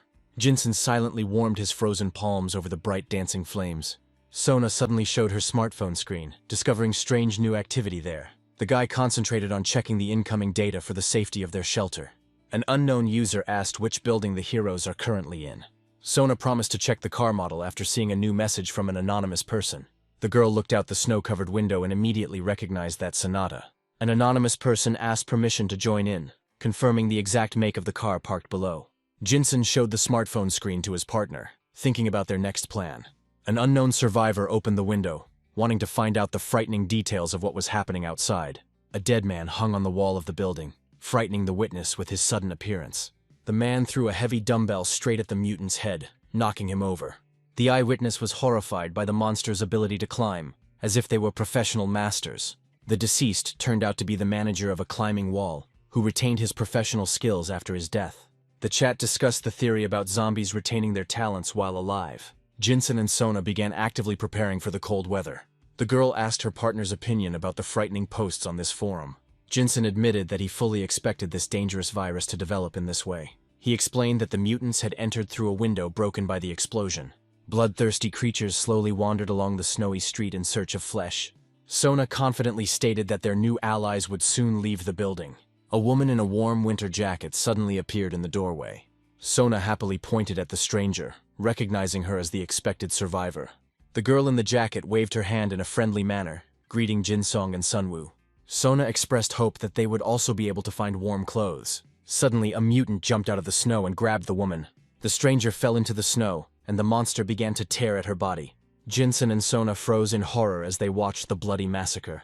The heroes saw how the predator cold-bloodedly finished off its defenseless new victim. Jinsen covered his mouth, realizing that the monsters would soon come running towards the smell. The guy warned his partner that it was extremely dangerous to stay in this place. He added that otherwise a sad end would inevitably await them both. Jinsen turned around abruptly and told Sonya to get out of here immediately.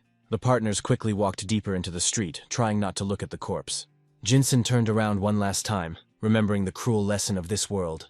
Jinsen grabbed Sonu's hand, reminding him to move quickly. And then the girl froze, unable to immediately comprehend what she saw. Then the hero insisted on moving, because this was the only way to survive. The guy squeezed his partner's shoulder tighter, trying to bring back her thirst for life. After this, Sona resolutely looked straight into the eyes of her companion. Soon armed heroes stood in the middle of the city, ready for any danger. They moved forward, hoping to find safe shelter in the chaos. Sona doubted the correctness of their path, looking around the empty, cold streets. Jinsen recalled a frightening scene in the subway where everyone had turned into zombies. Then another gust of snowstorm hit them in the face, but they went on. Jinsen and Sona turned on their flashlights as they walked deeper into the dark subway tunnel. The guy noticed that there were only corpses lying around, but no infected. On the stairs lay the body of a man who had clearly been trampled by the maddened crowd. Jinsen assumed that the remaining zombies had gathered somewhere deep within the station. Sona looked questioningly at her partner, waiting for his decision on the situation. The girl suddenly shone a flashlight on the entrance to an abandoned and dark mini-market. Jinsen's face lit up with joy at the sight of the remaining store sign. Inside, all the shelves were empty, and the goods had long since been looted. The girl suggested looking into the warehouse to at least look for water. In a dark corner, the heroes found several intact cans of the drink. Jinsen was delighted to find the beer, thinking that someone had left it there on purpose. Sona nodded and suggested that they take just a couple of cans for themselves. The girl then became upset about the completely looted winter clothing stores in the area. The guy agreed, noting that it was summer now and there was no warm clothing. Sona was surprised why the looters didn't touch the nearby phone store at all. The partners soon realized that they would have to cover a much greater distance, and then she showed something strange she noticed on the wall.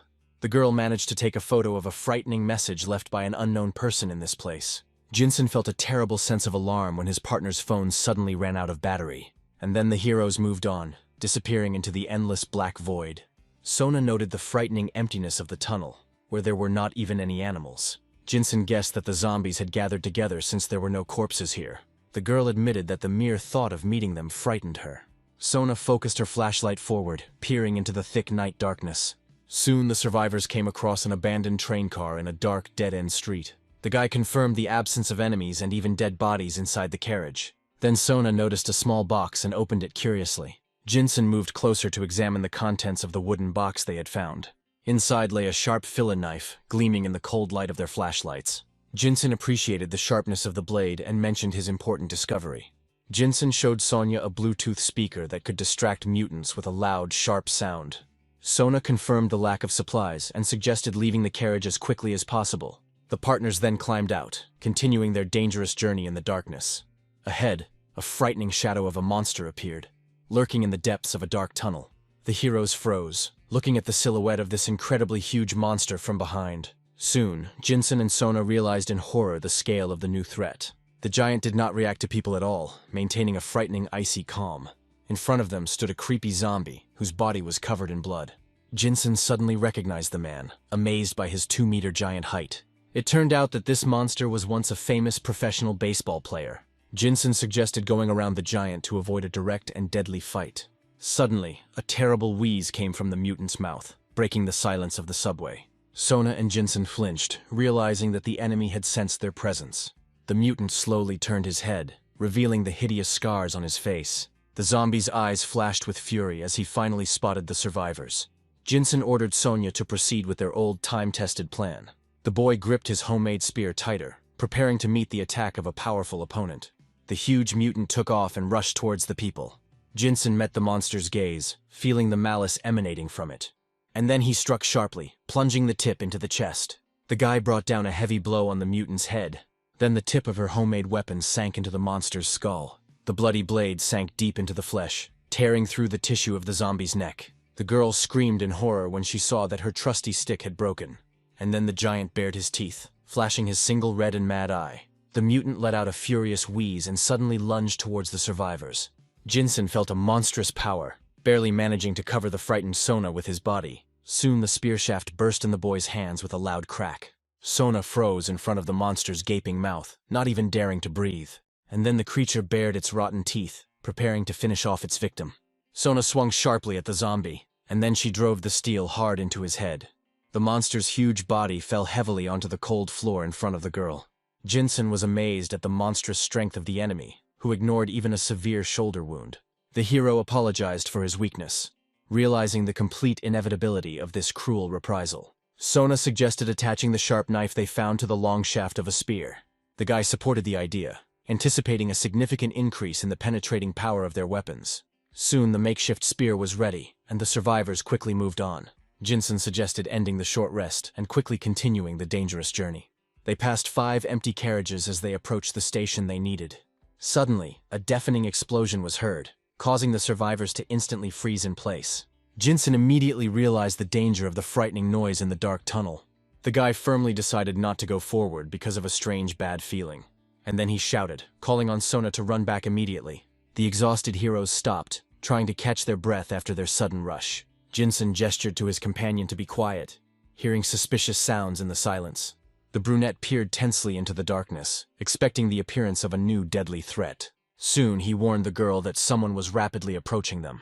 A crowd of furious infected monsters rushed at the heroes with wild cries. Sona offered to fight, but her partner decided to wait in the shadows for now. The enraged monsters were moving straight towards the train. Jinsen watched the retreating shadows carefully, clutching his spear tightly. The stream of monsters continued to rush towards the station, leaving the heroes behind. The boy gripped the weapon tighter, feeling adrenaline quickly filling his body. The terrifying predators ran past, driven only by their endless thirst for blood. The brunette watched the crowd, wondering about the reasons for their sudden flight. Sona breathed a sigh of relief, but her companion warned her of the continuing serious danger. The dark tunnel hid new, even more frightening secrets. The survivors painfully chose a path between the station with monsters and the unknown. Ahead of them lay either a meeting with the enemy or a dangerous reconnaissance mission. The girl timidly suggested hiding, clearly fearing another encounter with the monsters. Jinsen immediately objected, calling returning to the old path too dangerous an undertaking. Before, the creatures were too excited, but now they could easily smell it.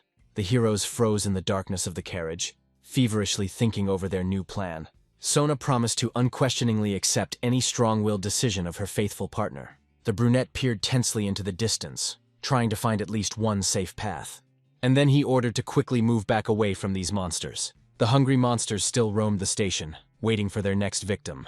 The boy gritted his teeth, desperately hoping to slip past the enemies a little longer. They needed to get up immediately to find the long-awaited exit as quickly as possible.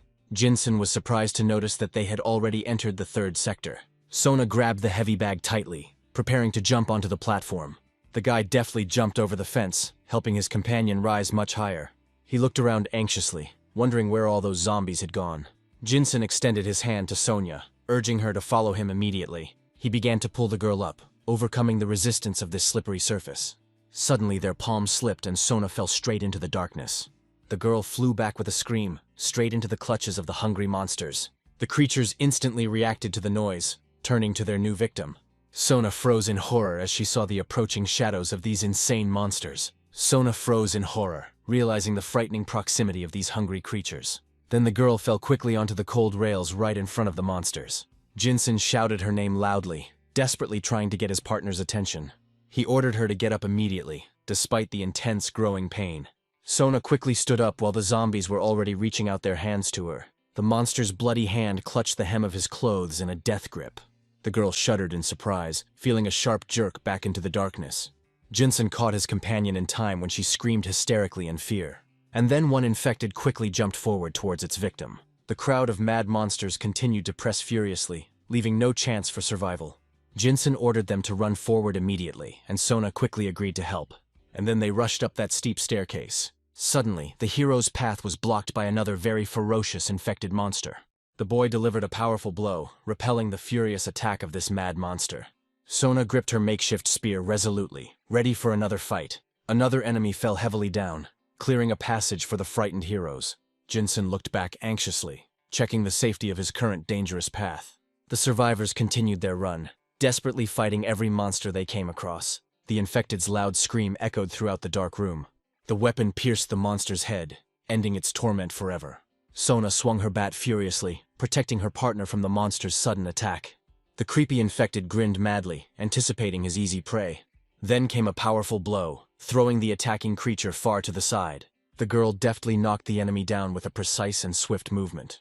And then she kicked the zombie hard right in the chest. Sona raised her weapon high for the decisive fatal blow to the enemy. The exhausted heroes sank heavily to the floor, trying to catch their breath. Sona acknowledged the mortal danger, and Jinsen completely agreed with her. The guy asked about the situation outside, and his companion confirmed the absence of zombies. Jinsen let out a tired sigh, realizing that they had finally managed to survive successfully. Jinsen suddenly noticed something frightening on his partner's slender leg, and then he saw distinct blood stains on her boot. The guy immediately began to examine the wound, while Sonu was shaking violently nearby. The moment when the monster's hand barely touched the skin came to mind.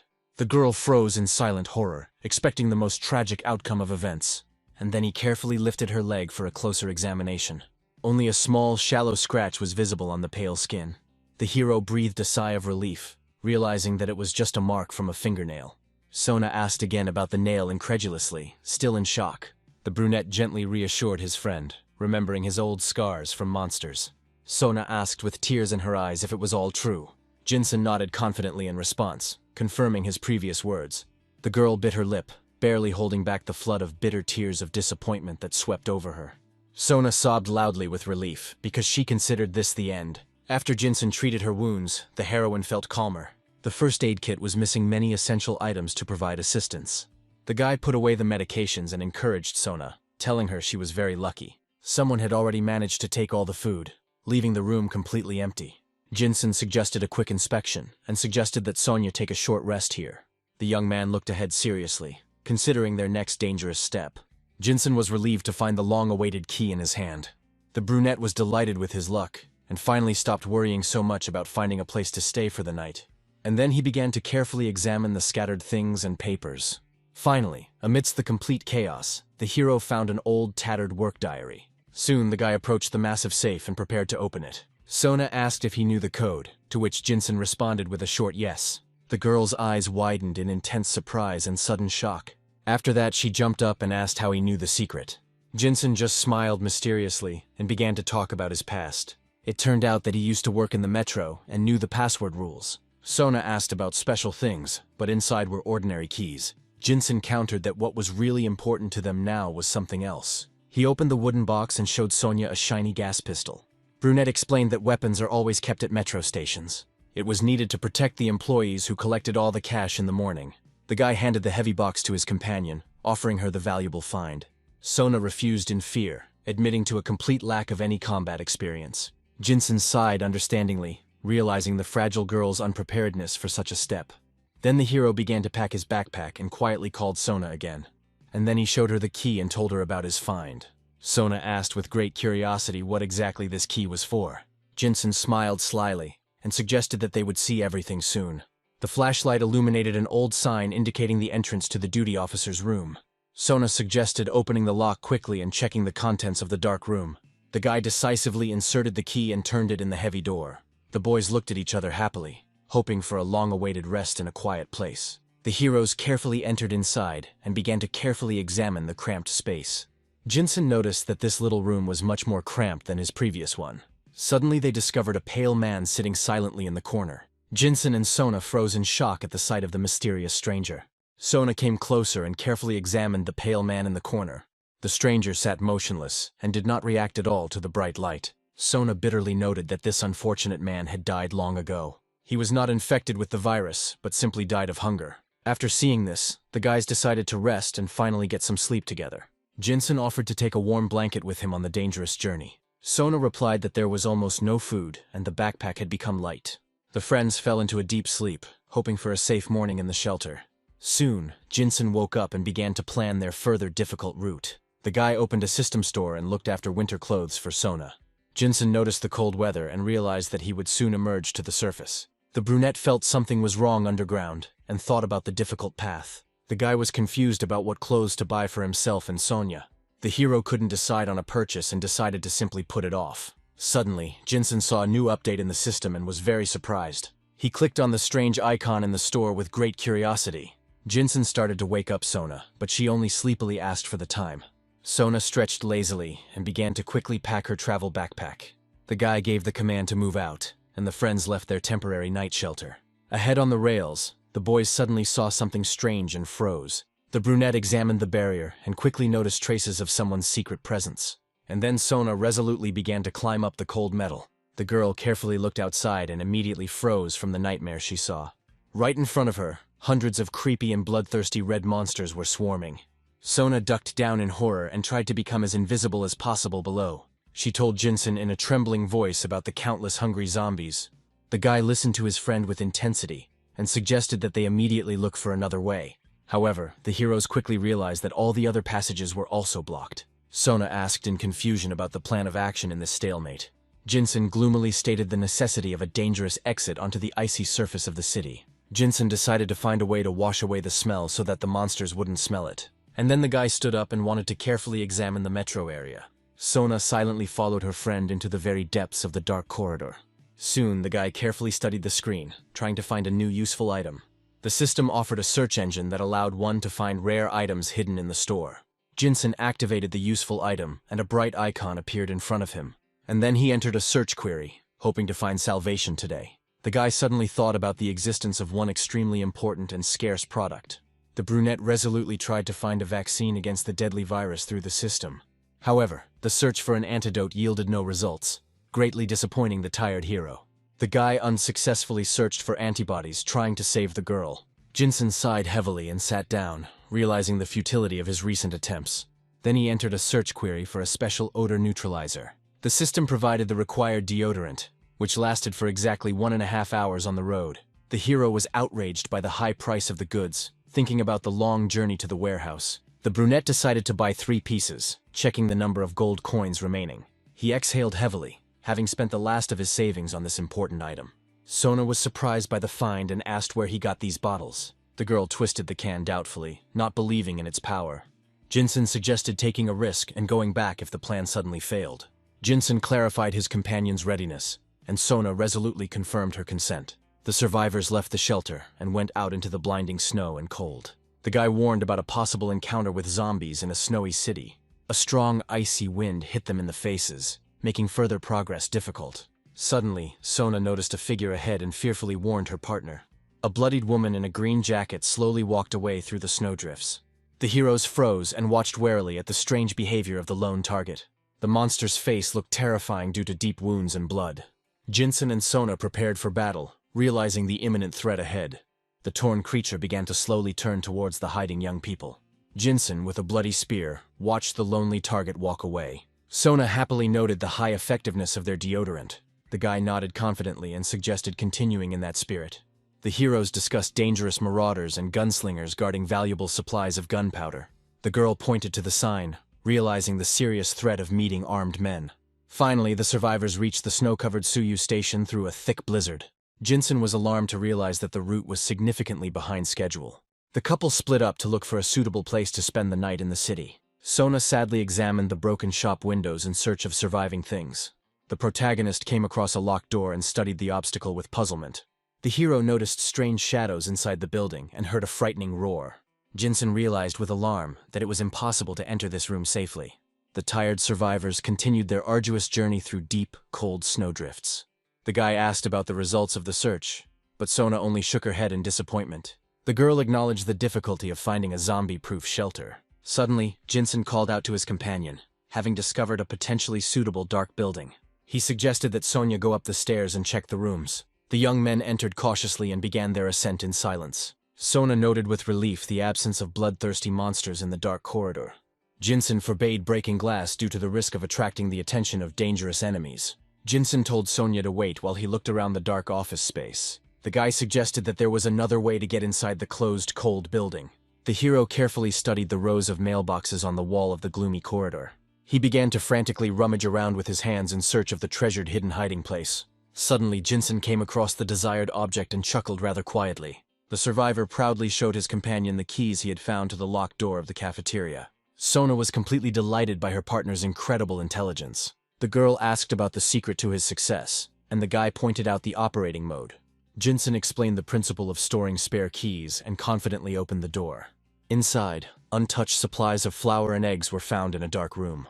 Jinsen inquired about the fate of the flour, and Sona suggested leaving it for now. The load turned out to be too heavy, so the survivors decided to hide it securely. The partners agreed to return for groceries later and quickly left the room. The hero found a place to spend the night, a spare battery, and even a watch. Jinsen planned to reach the warehouse tomorrow, counting the last 4 remaining chocolate bars. Sona expressed fear of encountering armed men on the territory of the guarded warehouse. The girl suggested coming up with a secret password in case of sudden mortal danger. The chestnut-haired companion thought for a moment, choosing a suitable word for the code. Sona put forward her idea and looked questioningly at her serious partner. She decided to switch to informal address when she saw a gun or weapon. Jinsen agreed to address him formally when he saw his partner's bladed weapon. The girl suggested different code names for each dangerous crisis situation.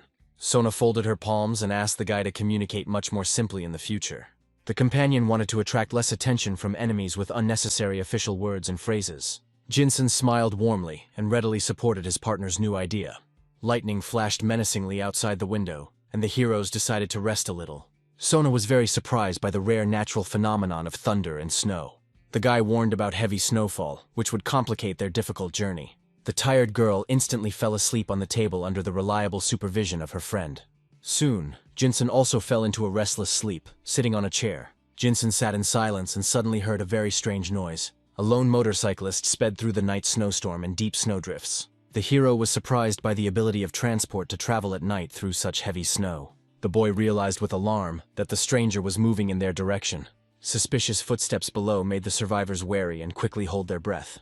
A huge crowd of hungry monsters suddenly filled the entire snowy street below. Sona noted with fear that the noise of the engine had attracted hundreds of dangerous monsters.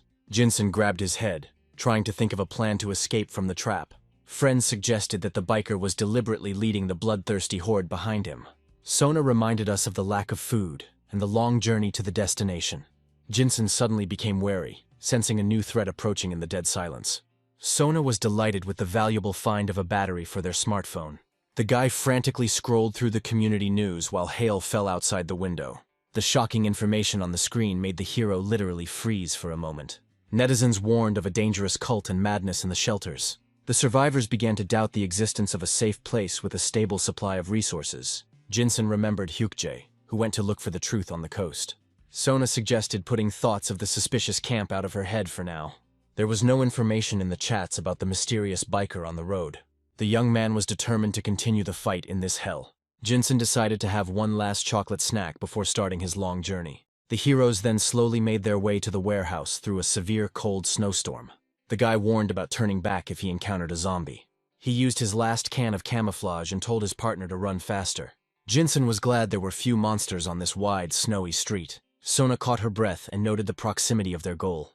Thick white fog greatly limited the hero's visibility on the abandoned road. The camouflage period had ended, so the survivors prepared for a fair fight. The girl suddenly pointed forward with her hand, noticing something very important in the distance. Finally, the partners reached the huge blue gates of the warehouse they needed. Jinsen was happy to realize that they no longer had to look for food. Sona grabbed the handles tightly and tried to open the heavy gate. However, the entrance turned out to be locked, which greatly surprised the suddenly confused girl. The hero felt alarm, realizing the strange changes in the security of this warehouse. Sona pointed to the wall where new barbed wire had suddenly appeared. Jinsen asked about the time of her last visit to this protected facility. The survivors then decided to walk along the wall in search of another entrance. The girl carefully examined the fence, trying to find at least one narrow loophole. Suddenly, she noticed a weak spot in the defense and pointed it out confidently. Sona resolutely declared that she would now climb over the high wall herself. Jinsen grabbed Sonu's hand, warning him of the danger beyond the walls. The guy noted the suspicious silence around him, but he had no other choice. The hero peered tensely into the distance, preparing for any turn of events ahead. The girl reported the lack of food and the end of their camouflage. Jinsen sighed heavily and confirmed that he fully understood the seriousness of the situation. The man warned of survivors and a possible fight behind barbed wire. After a short nod, Sona quickly rushed forward towards the high fence. Jinsen helped his companion jump, putting his palms out for a sharp jerk. Having climbed up, the girl looked around and whispered that she didn't see anyone. She resolutely declared her intention to go down into this gloomy building. Sona jumped down deftly and landed softly on the snowy ground. The girl breathed a sigh of relief and quietly whispered that they had finally arrived. Suddenly, a cold pistol barrel was pressed to the back of her head, interrupting her thoughts. Sona froze in horror when she heard the sharp order to raise her hands immediately. The stranger roughly felt her clothes, checking for any hidden weapons. The man stated that he had no weapon and continued to hold the heroine at gunpoint. Sona turned around and asked with great surprise if it was hers. The stranger ordered her to immediately lead her partner to the main entrance. Threatening reprisals, he demanded that they act quickly and not do anything stupid. Sona screamed desperately, loudly warning Jinsen about the human's death trap. Jinsen heard Sona's scream and realized the presence of enemies behind the wall. The guy guessed from the address that the enemy was only one person. He began frantically searching his backpack for a means of answering. Jinsen's hand tightly gripped the handle of the firearm found in the bag. The hero nodded decisively to himself, fully accepting this dangerous plan. The stranger ordered Jinsen to drop his weapon and go to the main gate. The boy stepped forward with a spear and asked the enemy to remain calm. The killer pressed the barrel of the gun closer to the girl's head, demanding that she drop the stick. The homemade spear fell with a dull thud onto the cold, snow-covered ground. Jinsen slowly raised his free hand up, feigning complete defeat. The invader roughly drove Sona forward while the hero assessed the range of the shot. Jinsen understood the urgent need to get closer for an accurate gas salvo. The guy was afraid to leave his hiding place, afraid of prematurely discovering the hidden pistol. The hero convinced the enemy to let his girlfriend go, declaring that he was completely unarmed. The enemy in the black jacket cursed, continuing to nervously hold the hostage at gunpoint. The villain rudely ordered Sonya to move on, without taking the barrel off her head. The distance was closing, and Jinsen was already preparing to deliver his decisive blow. There came a turning point when the guy decided to begin the operation immediately. Jinsen loudly ordered Sonya to duck and instantly raised his weapon. The girl fell sharply down, and the stunned enemy found himself under fire. A sharp shot rang out very close, almost hitting the guy's head. The unknown enemy screamed in pain as something burned his face. The poisoner, wearing a black jacket, fired a pistol furiously into the air. Jinsen barely managed to duck as the bullet whistled past. The roar of gunfire filled the space as the hero tried to get out of the line. Someone shouted the girl's name loudly as she furiously attacked the shooter. The girl grabbed the enemy's wrist with a death grip, preventing him from aiming. With a decisive movement, she knocked the armed man onto the cold, snowy floor. Jinsen desperately pulled on his backpack, demanding that he immediately release his important item. Sona pinned the scoundrel to the ground, urging her partner to grab the prey faster. She took out a roll of duct tape to securely tie up this adversary. The guy quickly put on his white backpack, looking around fearfully at the suspicious noise. The hero armed himself with a pistol and seriously considered the possibility of having other accomplices. A crowd of hungry zombies came out at the sound of gunfire, surrounding the two survivors.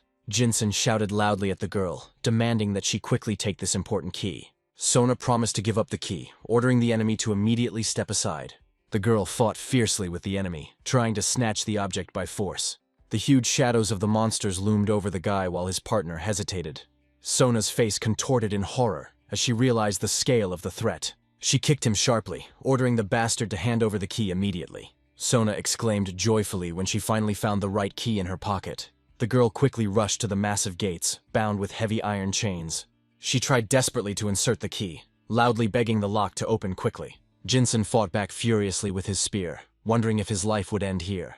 The heroine cursed loudly, realizing that the key did not fit the lock at all. The guy delivered a crushing blow, sweepingly cutting off the head of the one advancing on him. Gasping for breath from extreme fatigue, the hero turned sharply at the noise behind him. Gritting his teeth until they gnashed, he prepared for the very last battle. The huge zombie made a powerful leap, aiming straight for the survivor's throat. Jinsen gripped the bloody shaft of his spear tighter, preparing to meet the enemy head-on. Jinsen gripped his homemade spear tightly, preparing for another attack. The bloody monster screamed in rage, baring its sharp and rotten teeth. The guy gripped the weapon's shaft more comfortably, feeling a strong tension in his hands. The hero delivered a powerful blow, fighting off the monster that was attacking him. The zombie's face flashed in the doorway as the creature tried to force its way inside. Blood sprinkled the clean snow under the feet of those fighting in a mortal battle. The terrifying creature let out a guttural roar, never taking its eyes off the survivor. Jinsen collapsed to the ground as the predator suddenly went on the offensive. The heavy lock finally gave way, and with a loud clang it broke in half. The guy turned to the gate, seeing how the monster was thrown back with force. Sona desperately screamed at the guy to run for cover quickly. Jinsen ran through the snow with all his might, looking back anxiously. The girl clung to the cold bars, holding back the onslaught of the mad, bloody monsters. The survivors froze in horror as bloody hands reached out to them. The trapped monsters howled furiously and thrashed in agony behind bars. Suddenly, the keys flashed in the air, becoming their last chance. Sona, with trembling hands, tried to turn the key in the old lock faster. She asked her partner about his well-being with concern, checking him for wounds. An exhausted Jinsen collapsed onto the icy ground as the mortal danger receded. Jinsen suggested going inside before the sounds of gunfire lured the monsters. The stranger huddled in the snow, complaining of an unbearable pain in his eyes. Jinsen resolutely suggested to his companion that they quickly bring the injured man into the building. Together they picked up the wounded man, trying to act as quickly as possible. The protagonist suddenly froze, struck by the unexpected recognition in the stranger's face. A crying man in glasses tearfully recognized him as the deputy. Sona remembered that she had already met this poor guy in the security room. The companion sternly reminded the man that he must not lose the towel now. The victim quietly muttered that his eyes still stung a lot. The man thought that he should not have started the fight first while the kettle was boiling. Jinsen sincerely thanked the girl for her understanding in this situation. The man silently looked at the kettle, which began to whistle very loudly. He politely offered the tired boys some hot, invigorating tea. Sona took a sip and felt the long-awaited warmth spreading inside her. The companion asked his new acquaintances when exactly they had arrived there. The stranger admitted that he came to the building for solar panels. The man said that he was installing them in the morning and then saw the guys. He explained that he moved the panels to the roof because of their low efficiency. The hero thought about how to hide valuable equipment under glass. Jinsen worriedly asked the man if there were enough supplies in this place. The man replied that there were plenty of materials, but the food situation was difficult. The technician said hesitantly that the food situation remained very uncertain. He explained that the main food supply depot was located at the second site. The man recalled how the roof collapsed under the weight of the thick snow that had fallen. The technician cheered his friends up with the news that the cold would keep the food from spoiling. Jin Sung apologized guiltily to Assistant Choi for their sudden appearance. Then the office worker cautiously asked if they could stay there. The shelter owner silently pondered the benefits of acquiring new, reliable allies. After some thought, the man nodded in agreement and allowed them to stay. The interlocutor suddenly admitted that he himself was going to ask them for help. He scratched the back of his head in embarrassment, remembering all the terrible events of that day. The man admitted that he could no longer defend himself alone. He was afraid that other people would appear and could simply take everything away. The assistant thanked his new allies for trusting him.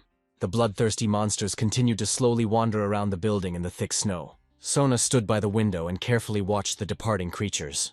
Jinsen seriously asked his assistant where he got the gun. A man took a gun from a dead police officer who had decided to commit suicide. It turns out he took a pistol for self-defense from an officer who committed suicide.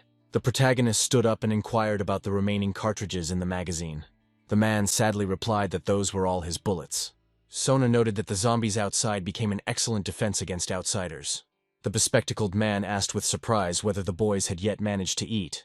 The hot noodles were boiling appetizingly in the pot, emitting an incredibly enticing aroma. The heroes looked at the food in fascination, unable to take their eyes off it. The kind survivor promised to cook more ramen if the first portion wasn't enough. Suddenly Sona jumped up, remembering one very important secret supply. Sona triumphantly took out a cold beer, deciding to have a real feast now. The boys instantly perked up, realizing that this evening would be truly warm. Jinsen finally picked up a serving of noodles with his chopsticks, preparing to taste the long-awaited food. From the first bite, the guy literally beamed, feeling the forgotten taste of life. Sona devoured the noodles contentedly, feeling the hot broth warm her soul. A cold glass filled to the brim suddenly appeared in the survivor's hand. The bespectacled man suggested that his friends drink some beer before it got completely warm. Jinsen happily supported this idea and clinked his glass loudly. The guys drank to their new friend, and to the incredibly delicious noodles. The heroes sat next to each other, admitting that they had not felt so full in a long time. Jinsen thought that it was not in vain that they had made their way through the icy blizzard. Finally they were warm and no longer hungry. All worries disappeared, because now they had a place to rest. Jinsen shuddered, the warmth leaving his body too quickly. The group shivered, cursing the cold and useless heaters. He realized gloomily that without electricity, it would be twice as cold. The bespectacled man pulled out of his memory the forecast of -35. Then the guy suggested lighting the grill, desperately looking for a way out.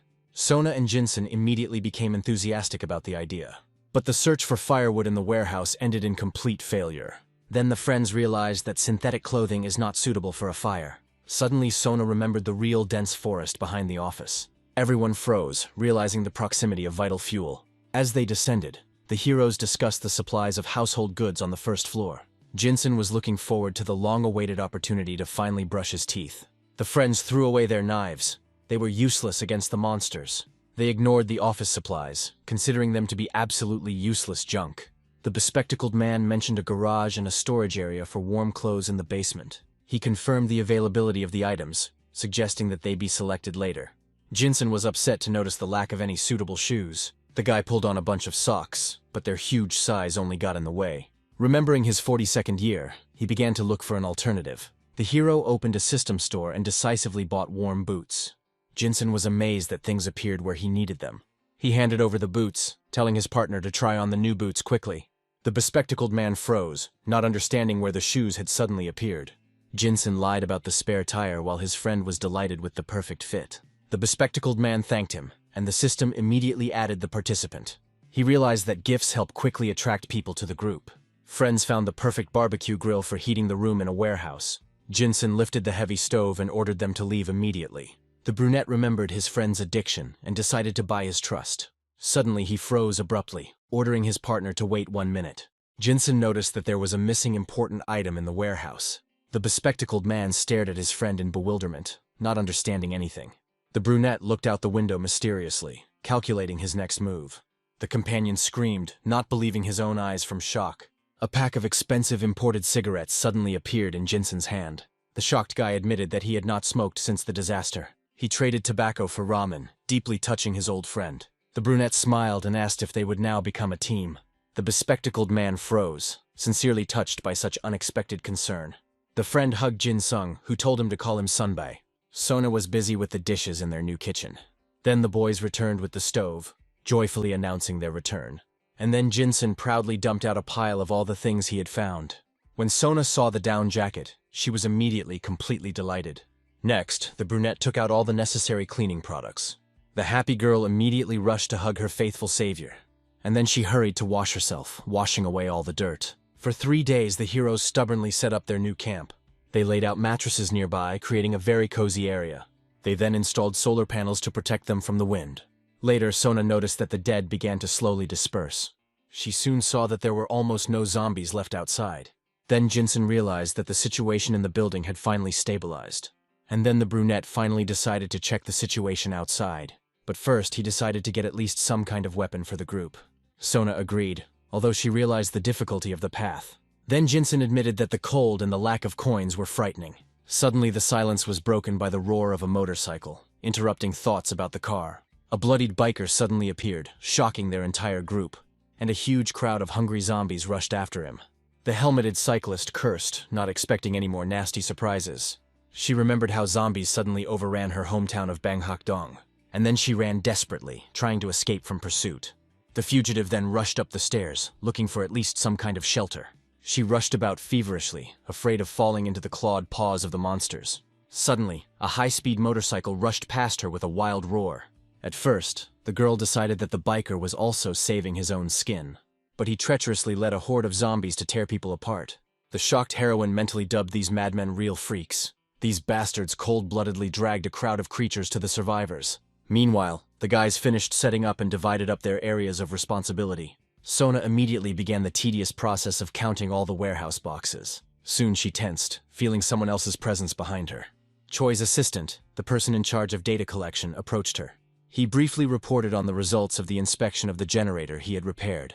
But due to the cloudy sky, the device did not work. Then Choi volunteered to help Sonya with the inventory of provisions. Jinsen took on the patrol and planning of the sorties. He soon returned, asking if they were still there. Afterwards, he asked if this assistant had helped Sonya well. Jinsen discussed the gloomy sky and dead batteries with his friends. The brunette gloomily confirmed that he had expected exactly this outcome. and then he admitted that it had become much more dangerous outside. Soon Sona realized that all the energy in the shelter had dried up. The group immediately gathered to discuss a plan of action. Then Jinsen armed himself and prepared the old bike for the sortie. The friends gloomily saw off their leader into the icy unknown. He calmed the worried Sona by reminding her of the risk of losing her home. The guy then raised his spear, telling everyone not to worry at all. Promising to be careful, he left his friends to guard their headquarters. Jinsen swore that he would return with a powerful stove and a pistol. And then Sona carefully attached a strong rope to the bike. The brunette thanked everyone and finally rode out into the icy darkness. His friends shouted after him to return immediately if there was danger. Jinsen was glad that Sona had thought of every little detail. Soon he was rolling along snowy and dead streets. The brunette looked around the houses warily, fearing a sudden attack by the creatures. Noticing the school building, he realized that the house he needed was nearby. Suddenly something flashed ahead and he braked sharply. An icy wind lashed at his face, forcing him to pick up the pace. Jinsen froze, smelling the acrid smell of exhaust fumes in the air. Then he smelled what he thought was a car that had been wrecked in an accident. He wondered why this strange smell was coming from here. Suddenly there was a roar and a powerful motorcycle appeared in front of him. Jinsen turned around abruptly, wondering where that bike had come from. He cursed, realizing that there was clearly something wrong with this motorcycle. Then the hero shuddered, noticing something truly frightening ahead. Through the snowstorm in the distance, dark silhouettes of many strange people appeared. Jinsen slowed down, deciding to take a closer look at everything first. He stared ahead in shock, refusing to believe his eyes. Jinsen directed the light of the lantern and saw a huge crowd of dead people. He realized with horror that a horde stood before him. The motorcyclist deliberately led an army of bloodthirsty corpses behind him. The boy decided to run away, realizing the scale of this mortal threat. The wheels were slipping in the snow, preventing the car from gaining enough speed.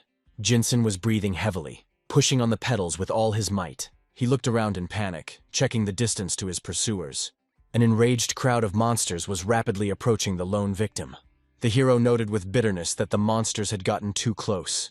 Then he frantically searched for a place to hide safely. Remembering the familiar place, Jinsen rushed towards the old school. He understood that the school building was his only chance. The hero abandoned the bike and began desperately tugging at the locked door. The main entrance was tightly locked, depriving the guy of all hope. The guy ran along the wall, trying to find another entrance. Then Jinsen leaned against the window, begging for it to open quickly.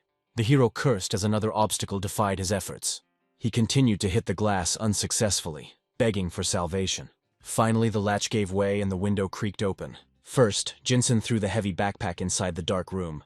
Then Jinsen jumped over the frame into the icy darkness of the school. The hero froze, noticing someone's terrible pale figure ahead. The enraged dead man grabbed his leg, not letting him go. The guy's gaze filled with rage at the sight of the vile corpse. He then delivered a powerful blow straight into the monster's face. The creature's head jerked back, splattering dark blood all around. The boy angrily ordered the creature to let him go, continuing to strike. But the dead man continued to hold the shoe, ignoring any damage. Jinsen tensed, trying to overcome the resistance of this mad predator.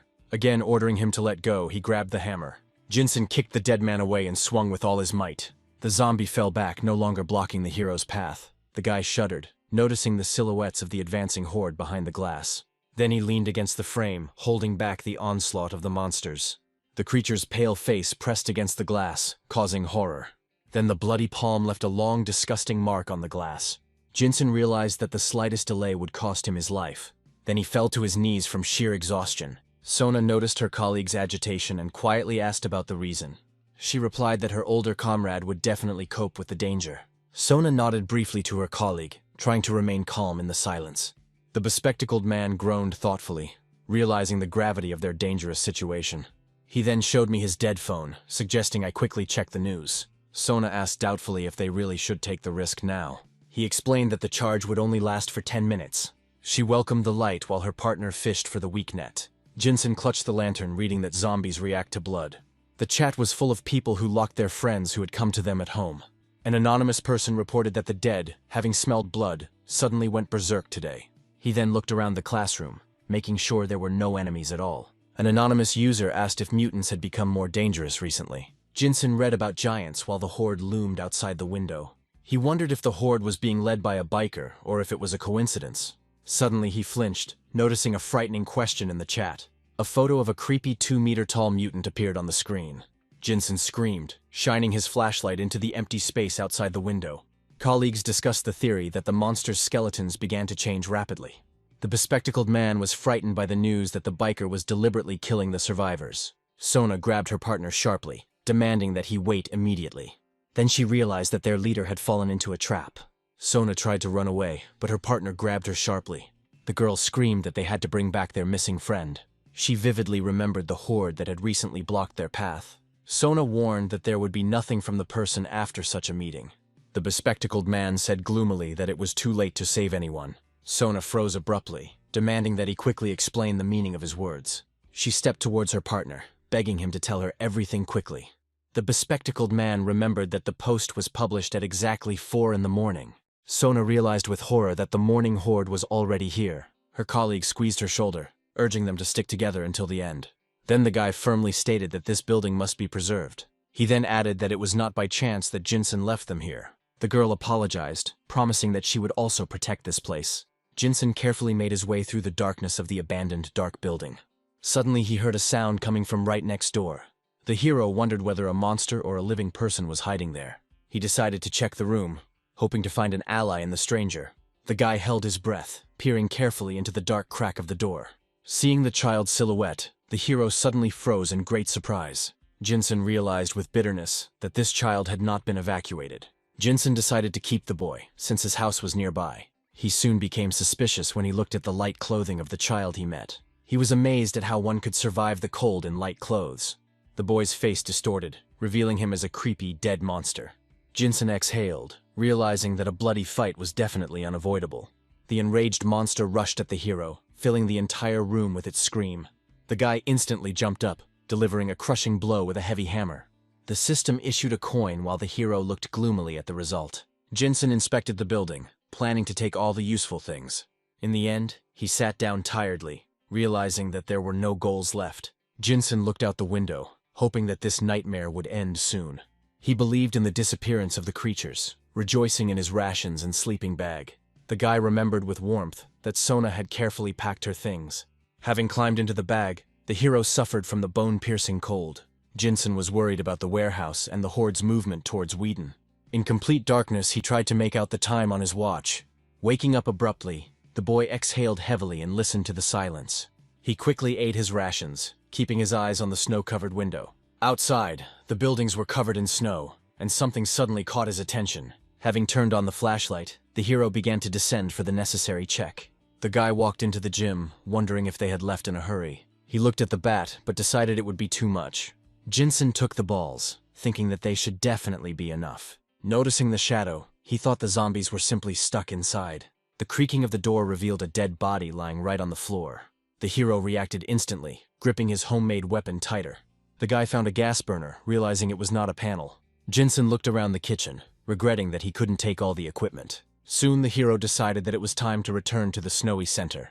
Jinsen was very happy to see that his bicycle was completely intact. Finally, the hero reached the place he needed. Jinsen saw a sea of hungry and dangerous dead people in front of him. He decided to make his way to the tallest building in the area. The guy noticed traces of a brutal battle and piles of broken glass. Considering the place safe, the hero resolutely moved forward. Jinsen exhaled heavily when he reached the top floor. The brunette froze at door number 2001, looking around. Touching the handle, he realized that the electronic lock was still working. Jinsen was wary of the alarm, so he started looking for another solution. The hero only smiled wearily, realizing the full complexity of his situation. Then he hit the lock with a heavy hammer. The brunette walked inside and began to examine the dark living space. The scattered things suggested that the residents were clearly in a hurry. Jinsen breathed a sigh of relief after making sure there was no one in the apartment. Soon the hero found an induction stove and was very happy with the find. He grabbed the wire, intending to take this useful household device. The guy carefully packed the stove, anticipating a hot meal. Before going out, Jinsen decided to rest a little on the soft bed. He was literally melting, because he hadn't slept on something soft for a long time. The sudden noise made him instantly alert and quickly stand up. Jinsen opened his eyes after hearing a suspicious noise just outside the door. He ran to the window and was very surprised by the sight he saw. The dead were climbing the wall, and the boy realized the reason for the sound. The hero froze, realizing that the creatures wouldn't cling without a reason. In the window opposite, Jinsen noticed the silhouette of some surviving person. The brunette cursed as he saw zombies swarming around the nearby residential building. He felt sorry for the stranger. but the guy didn't help in any way. Jinsen decided to escape quickly while the monsters were still distracted. A loud shot made the hero flinch and turn around sharply. It turned out that an unknown girl was firing aimed fire at the enemies with a rifle. Jinsen realized that the roar of gunfire must have attracted all the nearby dead. Jinsen realized with horror that their situation had become completely hopeless. He felt trapped among a crowd of these hungry creatures. And the stranger continued to fire at the monsters from her rifle. The guy watched with wide eyes as she shot with such damn good aim. The professional mercenary cold-bloodedly shot down the zombies one after another. She confidently gripped the barrel, without showing a drop of unnecessary emotion. Jinsen wondered if this mysterious person was a military man. He figured out how many awards he could earn with her. The guy decided to become her partner for the sake of a gun and survival. The brunette noticed that the stranger still had a lot of bullets left. He decided to wait until the crowd of crazy corpses finally dispersed. Suddenly the boy screamed in fear, seeing something creepy in the window. And then he saw how the horde began to actively gather again. Jinsen realized that the girl in the neighboring house had also stopped shooting. There was food left for the day, and the hero regretted his slowness. The guy settled down for the night, hoping to wait for the moment to escape. However, Jinsen could not fall asleep in this oppressive silence. The brunette forced himself to calm down, believing in a quick, successful outcome. Then Jinsen opened the interface to quickly distract himself from the nightmare. The brunette studied the screen, recognizing many things from his warehouse. The hero noticed a box that cost exactly 10 gold coins. Jinsen decided to take a risk in order to find at least some meaning in life. Suddenly, an explosion thundered in the distance, preventing the guy from saving up the required amount. The brunette jumped to the window, shocked by the bright flames in the sky. He remembered the subway bombers, wondering about the location of the next explosion. The dead suddenly changed course and headed towards the noisy south. The guy saw the creatures retreat and quickly grabbed his backpack. Then he gripped the slab tightly, glad for the sudden chance to escape. The hero moved decisively towards the exit, understanding the importance of every second. Jinsen was breathing heavily, bent over from extreme fatigue after the journey. Then he walked forward, pushing the heavy bicycle in front of him. The guy carefully lowered the vehicle down, trying not to make any noise on the steps. He moved more quietly, holding his precious cargo with his hands. Jinsen slowly crept inside, looking around the dark and cold room. The guy cursed quietly as he saw the crowd of motionless monsters in front of him. The hero frantically thought about how to get rid of these creatures unnoticed. Suddenly the same woman appeared, trying to get out of the building. He wondered with fear why this stranger with a rifle was coming. The blonde watched the dark silhouette of the monster in the snow with cold blood. She raised her rifle confidently, preparing for a possible new attack. Jinsen was amazed by her clarity, mistaking the stranger for an experienced Special Forces soldier. The girl raised her palm, indicating her unwillingness to engage in a fight. The guy tensed up when he noticed she was still holding the gun. The woman asked if he was alone or hiding someone else. The hero slowly reached for the weapon, maintaining extreme caution. Jinsen replied that he was alone, hiding a loaded pistol behind his back. The guy raised his empty hands, confirming his peaceful intentions to the stranger. The interlocutor adjusted the rifle strap, relaxing a little after the tense dialogue. She smiled, admitting that she hadn't seen living people for a long time. Jinsung and Sihyun exchanged names and shook hands firmly. The guy noticed the calluses while the girl was warning about hordes of zombies. Then Sihyun suggested that he sit down and rest for a bit. It turned out that she immediately asked if he was the only one surviving. Jinsen decided to lie, fearing the cool skills of his new companion. He asked in response if Sihyun was also left alone. Sihyun thought back to her army comrades, letting off steam heavily in the cold. The girl added bitterly that all her friends had recently died. It turned out that a wave of monsters had engulfed their former military base. The guy sympathized with her, seeing her hands shaking with pain. Sihyun was angry at the bastard who was to blame for starting this hell. Suddenly she asked where exactly this gloomy guy was heading. The hero hesitated, trying to quickly find the right and necessary words. Jinsen admitted that he was just heading to the abandoned gun shop. The guy added that in this situation, a gun is the best defense. Sihyun agreed that guns would be useful against zombies and marauders. She asked about shooting, and the guy confidently confirmed his skill. Then the blonde silently began to open her heavy backpack. Inside, a pistol and a rifle were found, ready for a heated battle. She laid out the arsenal, asking if her companion was okay now. Sihyun asked how he was feeling, amazed by his bold attack. Jinsen bowed, thanking his new acquaintance for the timely assistance. Sihyun apologized for the bullets, but that was enough for the hero. Suddenly the blonde became serious, preparing to ask one very important question. She asked Jinsen directly where he planned to go now. The guy hesitated, feverishly trying to find the safest answer possible. Jinsen lied about the base, deciding to hide the whole truth for now. Seon suddenly suggested to the guy that they join forces and continue their journey together. The girl reasonably noted that it would be much calmer to survive together. Jinsun suspected something was wrong, attributing it to the usual fear of loneliness. The guy decided to use the chance to test the honesty of his new companion. The heroes set off through the deep snow-covered streets of the city. Jinsun suddenly froze when he heard a suspicious noise in the quiet alley. Sehyun instantly delivered a precise, fatal blow with a knife straight to the head. Jinsun was frightened by the purity of her movements, not wanting to become an enemy. The guy praised their skills, as they had already reached the Samgakchi region. The tired blonde suggested making a stop in this quiet place. Sehyun smiled, enjoying the taste of sweets after that long run. The girl suggested going further, and the guy immediately supported her. Sehyun decided to focus on searching for food in stores during the day. Jinsun pushed his bicycle, realizing the importance of finding new living supplies. The sudden loud sound of a gunshot made the hero freeze in horror.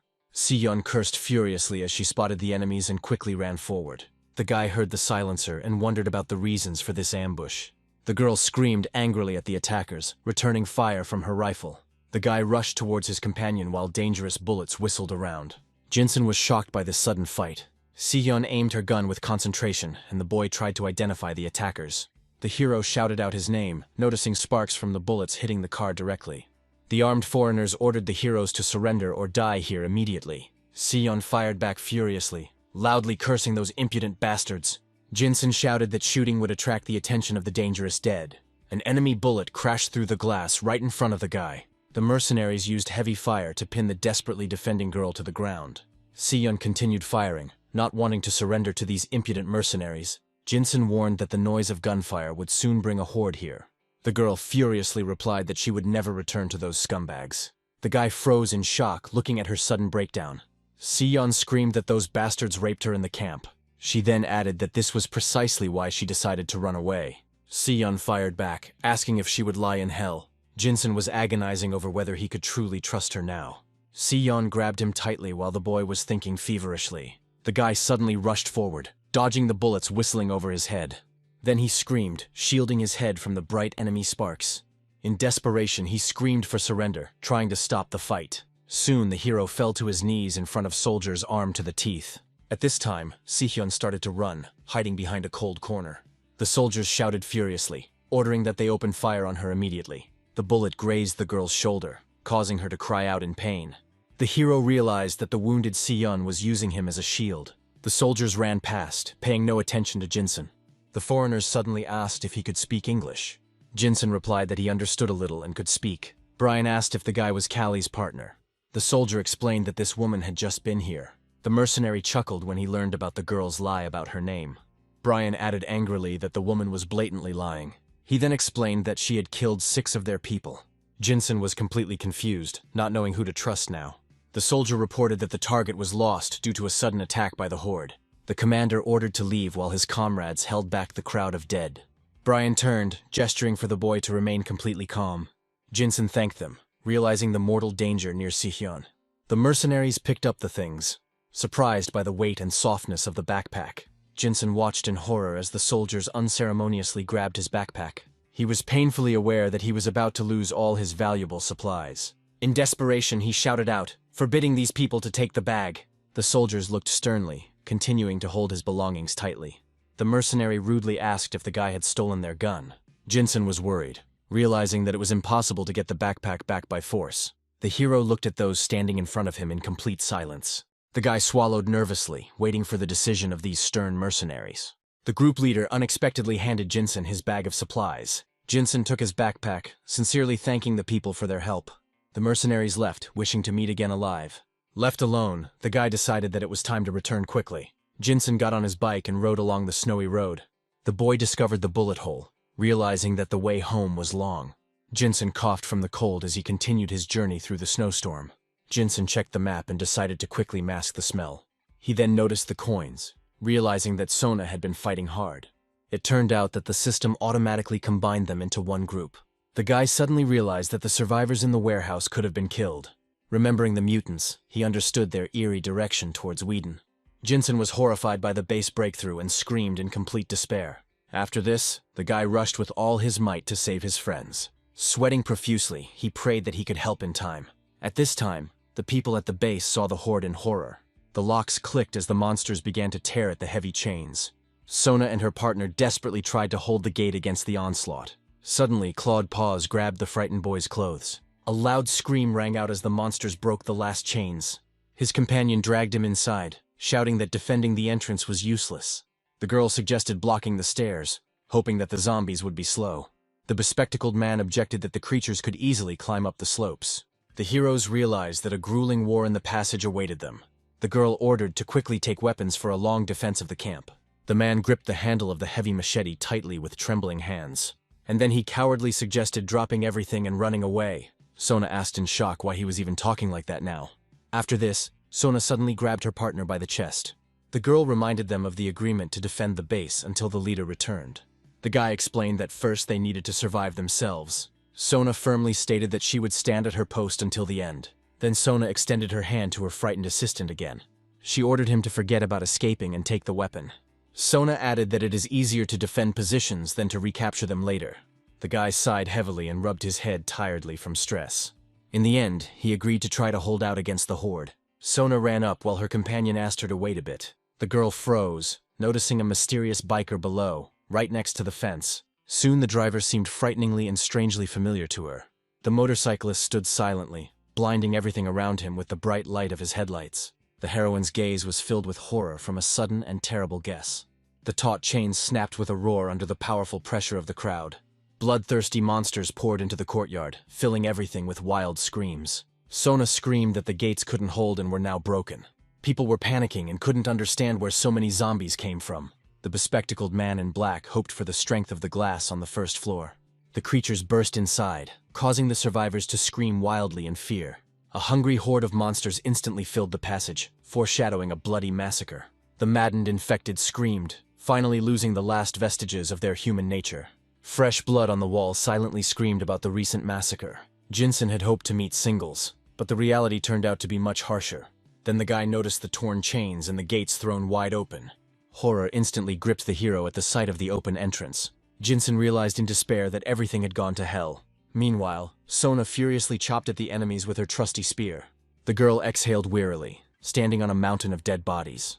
Jinsen froze in the room, which had turned into a branch of real hell.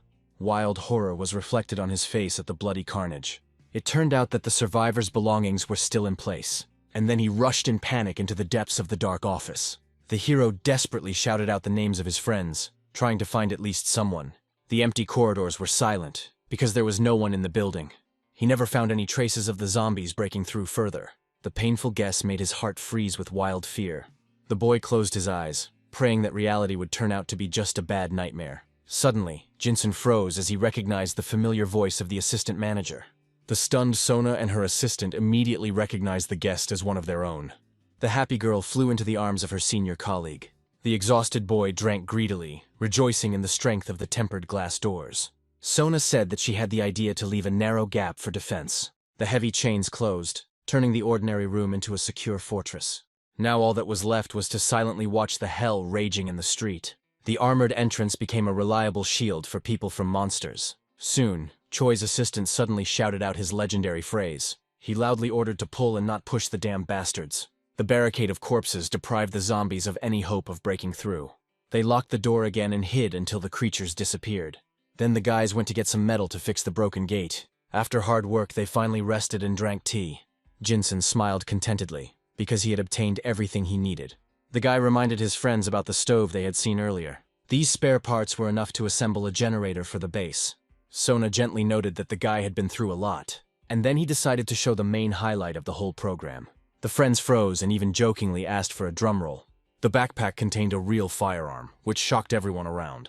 Sona asked about the store, but the guy only briefly refused. The brunette mysteriously promised that his story would definitely shock everyone. He admitted that he still doesn't believe what happened. The heroine sympathized, but he simply considered himself damn lucky. The assistant immediately inquired about dinner, noticing their suspiciously satisfied faces. The bespectacled man's gaze was filled with delight at this incredible sight. Jinsen triumphantly pulled out the chicken, causing his friends to scream with joy. The survivors began to dance, anticipating their first feast in a long time. The fatty meat began to brown tantalizingly in the heart of the fire. Sona was simply going crazy from the smell of fried poultry. The trio pounced on the food greedily, celebrating a small victory. The guys breathed a blissful sigh, having finally had their fill of the juicy, hot chicken. Sona noted wistfully that there was a certain charm to this chaos. The friends discussed whether it was worth returning to the old world at all. Jinsen snapped back that he wanted to return home as soon as possible. Sona laughed, calling such doubts a truly stupid idea. Assistant Choi dreamed of beer, complaining of the boredom that had come over him. They were cheerfully planning a daring raid on the warehouse of a local brewery. Suddenly, the assistant remembered about that strange guy on the motorcycle. Jinsen tensed up when he realized that Sona had seen the biker's face. Jinsen was taken aback by the truth when Sona confirmed it. The girl seriously explained that the enemy worked in their company. The shocked guy asked her again, not believing in such a coincidence. Sona recalled the scandalous intern who came through connections. That guy suddenly quit his job right in the middle of his internship. The friends struggled to remember the name of that mysterious colleague. Soon, the name of Park Min-tae was announced as the main suspect. It turns out that Min-tae is the son of their influential director. Jinsen raised his hand sharply, ordering his friends to be quiet and wait. The bespectacled man was horrified by the zombie leader's connection with their company. The hero began to doubt, assuming that the attacker was someone completely different. He asked his friends if they had heard about the family secret. It turned out that the scandalous intern has a twin brother. It turned out that the owner of the corporation had 2 sons since birth. The older brother was only famous for his dirty club stories and addiction. The younger Min Song was considered a genius in biochemical sciences. Jinsen recalled that the scientist's trail had been lost upon his return. The bespectacled man became nervous, trying to figure out the identity of the mysterious biker. The comrades wondered which of the brothers had caused this bloody chaos. Jinsen suspected that the brilliant biologist was involved in the disaster. The boys were taken aback when the frightening guess turned out to be the absolute truth. Sona confirmed this, citing her keen eye.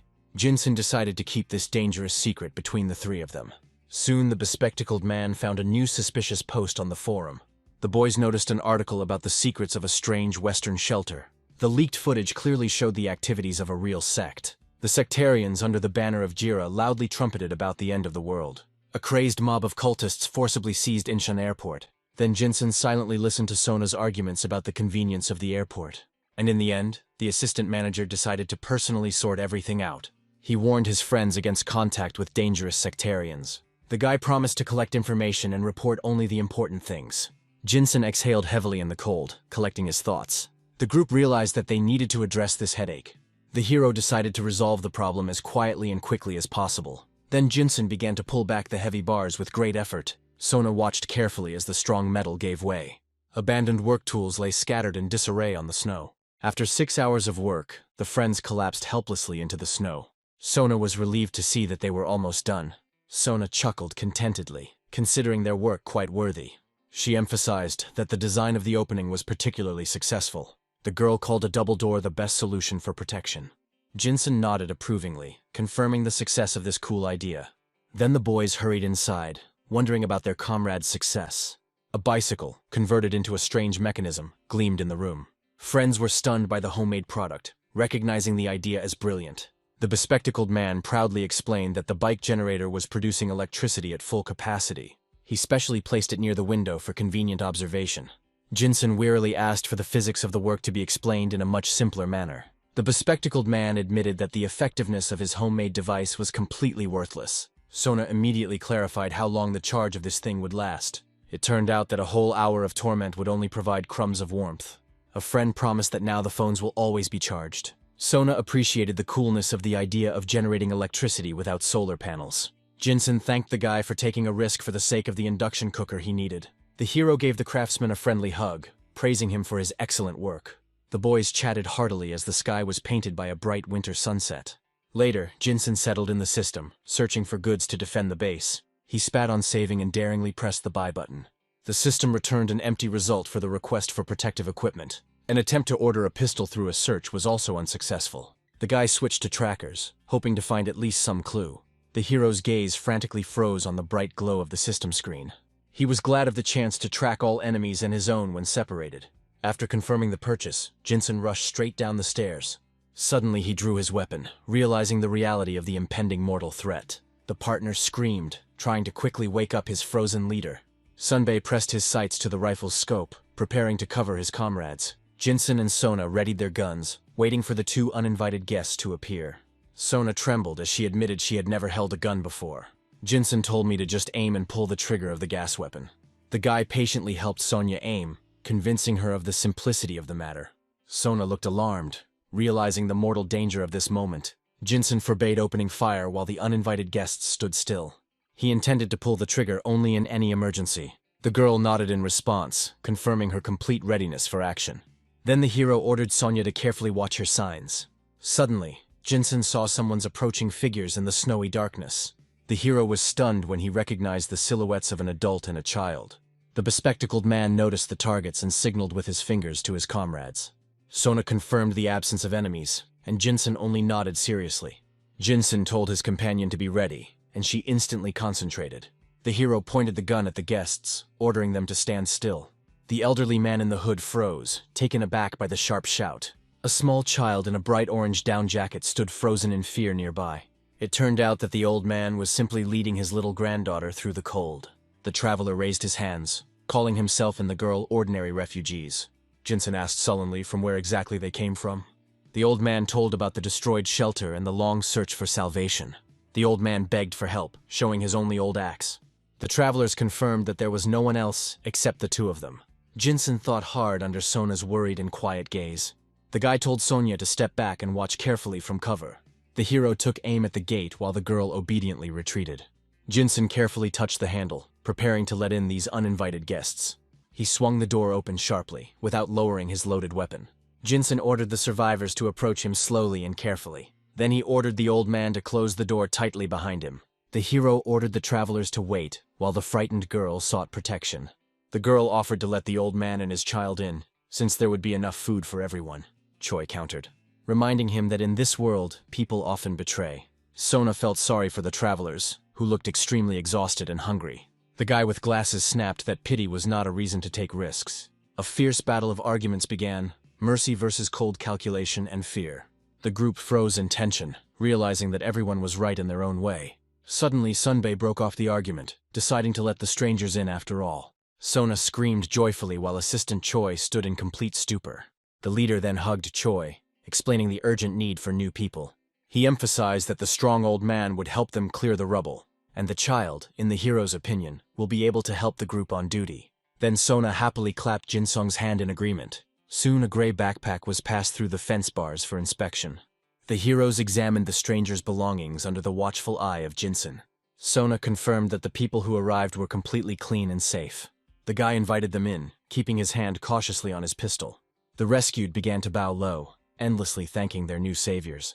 It turned out that the old man and the child had not eaten for 2 days. Jinsen immediately led the guests inside, deciding to feed them first. A pot of hot ramen and a portion of rice appeared on the table. The old man kindly asked his granddaughter not to rush while eating. Having eaten her fill, the baby instantly fell asleep under a warm blanket. Sona was touched, looking at the serene face of the sleeping girl. Jinsen began to ask the old man about the route out of their city. The man replied that they had come a long way from Yangju. It turned out that this mysterious old man had previously been a professional hunter. He specified that he mainly hunted wild boars. The Trinity immediately suspected that this old man was not so simple. The building was plunged into the silence of the night, accompanied by the howling of the icy wind. Sona sympathized with the old man who had lost his children and was left with his granddaughter. Jinsen found the old man's story to be true and found no suspicion. Then the hero cordially invited the travelers to stay with them. The hunter was genuinely amazed by the kindness, expecting a quick exile into the cold. The guy smiled, calling on everyone to help each other for survival. The old man thanked Jinsen warmly, squeezing his warm hand tightly. He volunteered to do any work, wanting to be useful to the group. The rescued were allowed to rest and recuperate all day.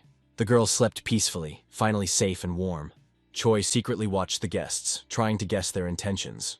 Soon, the grandfather decisively declared that he was ready to get down to business. The old man wanted to be useful despite his advanced age. The grandfather invited his granddaughter to ride his light-up bike later. Then Jinsen and the hunter set out into the cold, snowy forest. The old man noticed that there was plenty of excellent dry wood around. He carefully examined the frozen ground and the tall trees around him. The hunter nodded approvingly, choosing a tree for firewood. When his grandfather swung the axe, Jinsen, in horror, ordered him to stop. The hunter froze in bewilderment and asked what had happened. The guy strictly forbade cutting down trees. greatly surprising his companion.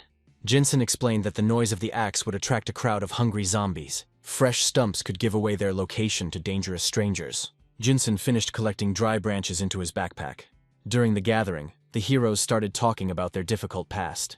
It turned out that the old man's granddaughter also lost her parents early. The guy noted that the girl was very lucky to have her grandfather. The old man vowed to live as long as possible for her sake. Jinsen wondered if he would ever see her grow up. The hero felt confident in their common survival. The little girl joyfully threw herself into the arms of her grandfather, who had returned from a mission. She boasted that she rode a light-up bike for an hour. Jinsen dropped the bundle of firewood under the watchful eye of Choi's assistant. Choi smiled contentedly, appreciating the sincerity and reliability of his new ally. The hero convinced Choi that the old man could now be trusted. Jinsen offered to give the old man a rifle to better protect the camp. Choi agreed, admitting his complete failure in shooting training.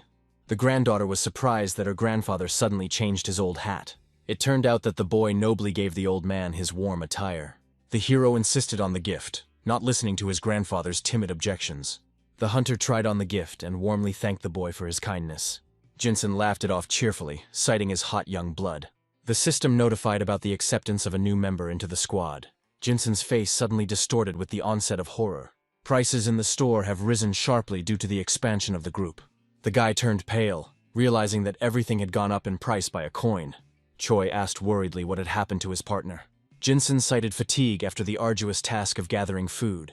At night, the hero realized that the system had staged a real robbery. The growing number of squad members inexorably increases store prices. The random box now cost 11 coins instead of 10. Jinsen stared at the shining surprise box in despair. Jinsen purchased an expensive information report from the system. The guy gave 11 coins for one piece of paper. He frantically wondered what important secret was hidden there. The report predicted the death of many people in the future. The text described the conditions for the emergence of new dangerous mutants. The system warned of a catastrophic snowstorm in 2 weeks. The hero suddenly jumped out of bed from disturbing thoughts. The morning found Jinsen after a hard and sleepless night. He anxiously asked Sona, who was running past, about what had happened. The girl replied that a wild boar had wandered into their house at night. Jinsen was afraid that the boar had entered their warehouse. Sona explained that her grandfather found him while he was on duty. The hunter resolutely set out to deal with the wild, uninvited guest. Defeating the beast earned the group 2 valuable system coins. Soon the survivors were enjoying a hot breakfast of rice and side dishes. Choi proposed building a staircase to protect against new threats. He was afraid that the enemies would be able to climb over the high wall. The assistant conceived the idea of creating a powerful replica of a medieval siege tower. Jinsen approved of the idea and expressed his complete trust in his friend. Then the hero seriously announced that he had more news. The group split up to collect firewood and food in the forest. The men moved deeper into the thicket, looking for traces of something useful. Soon they found a clearing strewn with large dry branches. The elderly partner filled his backpack with firewood, rejoicing at his quick success. The heroes decided to return here again while they had the opportunity. Suddenly they felt that there was someone else lurking in the forest. The man peered out from behind the tree warily, clutching his pistol tightly. The spear-wielding companion noticed movement to the northwest of them. A fanged forest deer emerged from the snowy shroud towards them. People were amazed at how the animal was able to survive the abnormal frost. The partner called the appearance of a live animal in such cold a rarity. Jinsen looked at the deer silently, feeling a growing sense of unease inside him. He remembered that he had never seen animals before, even in the city. The companion admitted that he dreams of catching the animal and feeding the group. Suddenly the boy noticed something frightening in the deer's deep eyes. The fanged monster let out a wild cry and rushed to attack. The partner shouted, ordering Jinsen to step back immediately. The fighter resolutely declared that he would quickly deal with the creature himself. He thrust out his spear, blocking the path of the monster as it rushed forward. The sharp blade pierced the deer's skull, splattering blood everywhere. And then the mutant collapsed onto the snow, struck down by a precise blow. Jinsen finally realized the reason for his growing anxiety. The beast looked too plump for the conditions of total starvation. The companion added gloomily that the oddities did not end there. He emphasized that the defeated creature did not make a sound. The fighters were shocked to discover that the forest monster was not even breathing. The guys seriously doubted whether this creature could be considered a deer. The people decided to leave the suspicious corpse and quickly get away. The partner hastily agreed, not wanting to stay in the thicket any longer. Later, the group discussed the strange disappearance of all the stray cats. Sona, with plates in her hands, asked about the meaning of what was happening. Jinsen remained silent, afraid that his theory would only cause confusion. The hero suggested they take a rest, because they had a lot to do tomorrow. Jae-sung, wearing glasses, found a post about finding new travel companions. Jinsun was surprised that people still posted such messages. The bespectacled man explained that survivors now rarely meet in person. People from different regions simply share ideas online. Jinsun noted that the online community is gradually coming to life and growing. It became clear that people find ways to survive everywhere. The brunette thoughtfully called Jae-sung to continue the important conversation. The guy in glasses explained that temporary numbers are valid for 24 hours. It turned out that some people recognized each other online from pictures. Jinsun thanked for the warning about the possible forgery of other people's profiles. Jinsun seriously considered using the site to exchange data. The survivors' gallery contained lists of information available for sharing. Jinsun confidently led his partner through the dense thickets of the winter forest. The companions collected branches, discussing the old man's excellent knowledge of the forest. Byom-gyu confirmed that this was the place where the deer was found. A sudden guess made Jinsun turn around sharply and become very wary. The guy was perplexed as he searched for the corpse, which suddenly disappeared without a trace. Byom-gyu noticed with puzzlement that there were no bloodstains on the snow. Jinsun remembered that there was no snowfall at all last night. The old man was frightened by the lack of tracks on the supposedly fresh layer of snow. The rabbit was shaking with rage and showing clear signs of terrible zombification. The heroes stared in amazement at the crazy little creature beneath their feet. Jinsun was horrified to see the living animal with its hind legs torn off. The companions realized that their worst suspicions about the virus had been confirmed. Byom-gyu wondered why the infection suddenly started to affect the animals. The girl showed a screen where her pet had also turned into a zombie. It turned out that the animals become infected by eating the flesh of already infected creatures. The survivors decided not to eat the animals, so as not to take unnecessary risks. Jinsun suggested that animals might mutate in the same way. The group became terrified at the thought of new dangerous neighbors. Jinsun urged caution when the old man suddenly interrupted him. Byom-gyu stated seriously that he had something important to tell him. The guy was shocked by the news about the need to completely clear the forest. The old man confirmed the shortage of branches, which had been collected since the summer. Jinsun looked at the boxes with extremely small supplies with bitterness. The hero finally realized that it was time to finally pick up the axe. Then the partners set off together to dangerously collect firewood. Jinsun greeted the boy. Jinsun inquired about the possibility of producing another type of weapon. The hero explained the lack of equipment for effective ranged combat. The master warned that the noise of gunshots would provoke an influx of bloodthirsty creatures. The engineer was deep in thought about creating a quiet and reliable device. Sona clarified how difficult it would be to assemble a functioning combat crossbow. The girl ironically noted the limitations of her friend's engineering skills. Jinsun redirected the question to the experienced hunter, trusting in his skill. Byom-gyu hesitated, causing the group to briefly doubt the success of the undertaking. Ultimately, the engineer confirmed that the crossbow project was entirely feasible. The engineer's unexpected confession left the entire group in shock. The bespectacled man admitted that he is a passionate fan of any weapon. He spoke enthusiastically about his attempts to assemble a medieval crossbow. The master warned about long work without the right tools. Sona and Jinsun were genuinely impressed by their comrade's hidden talents. After the conversation, the friends immediately set out to search for supplies. Jinsun breathed heavily as he worked in the forest in the bitter cold. The guy collapsed onto a rock, completely exhausted from the chopping. The frozen trees yielded to the axe extremely slowly and reluctantly. Jinsun looked around, suddenly losing sight of Byom-gyu. Byom-gyu flew out of the thicket, desperately shouting Jinsong's name. Then the old man collapsed in front of him, gasping for icy air. Jinsun tensed up and asked if they should prepare for battle. The old man waved his hands in denial, trying to calm his frantic heartbeat. Then he pointed wearily to the other side of the snowy valley. Byom-gyu exhaled that he had discovered some strange village there. The hunter added that things were clearly not going smoothly with this settlement. The heroes stared together into the void, shrouded in the deathly cold of winter. They froze, their eyes carefully scanning every suspicious snowdrift ahead. Jinsun nodded sharply, noticing some movement right in front of them. Jinsun confirmed that there was a snow-covered, abandoned camp ahead. The old man noticed that several people still lived there. Satellites discovered fresh tracks and smoldering coals in a brazier. Jinsun suddenly dove behind a tree, ordering Byom-gyu to wait. The guy spotted the man and gestured towards 3 o'clock. Unknown persons were dragging the carcass of an animal that looked like yesterday's deer. The survivors then realized that the strangers had caught the animal for food. The old man reminded us how deadly it is to try to eat contaminated meat. Byom-gyu only gloomily confirmed his partner's frightening suspicions. Jinsun decided not to inform the unfortunate people about the terrible threat for now. Jinsun kept quiet, not wanting to give himself away too early. Sona dried her hair, recalling the cozy tents of the local glamping site.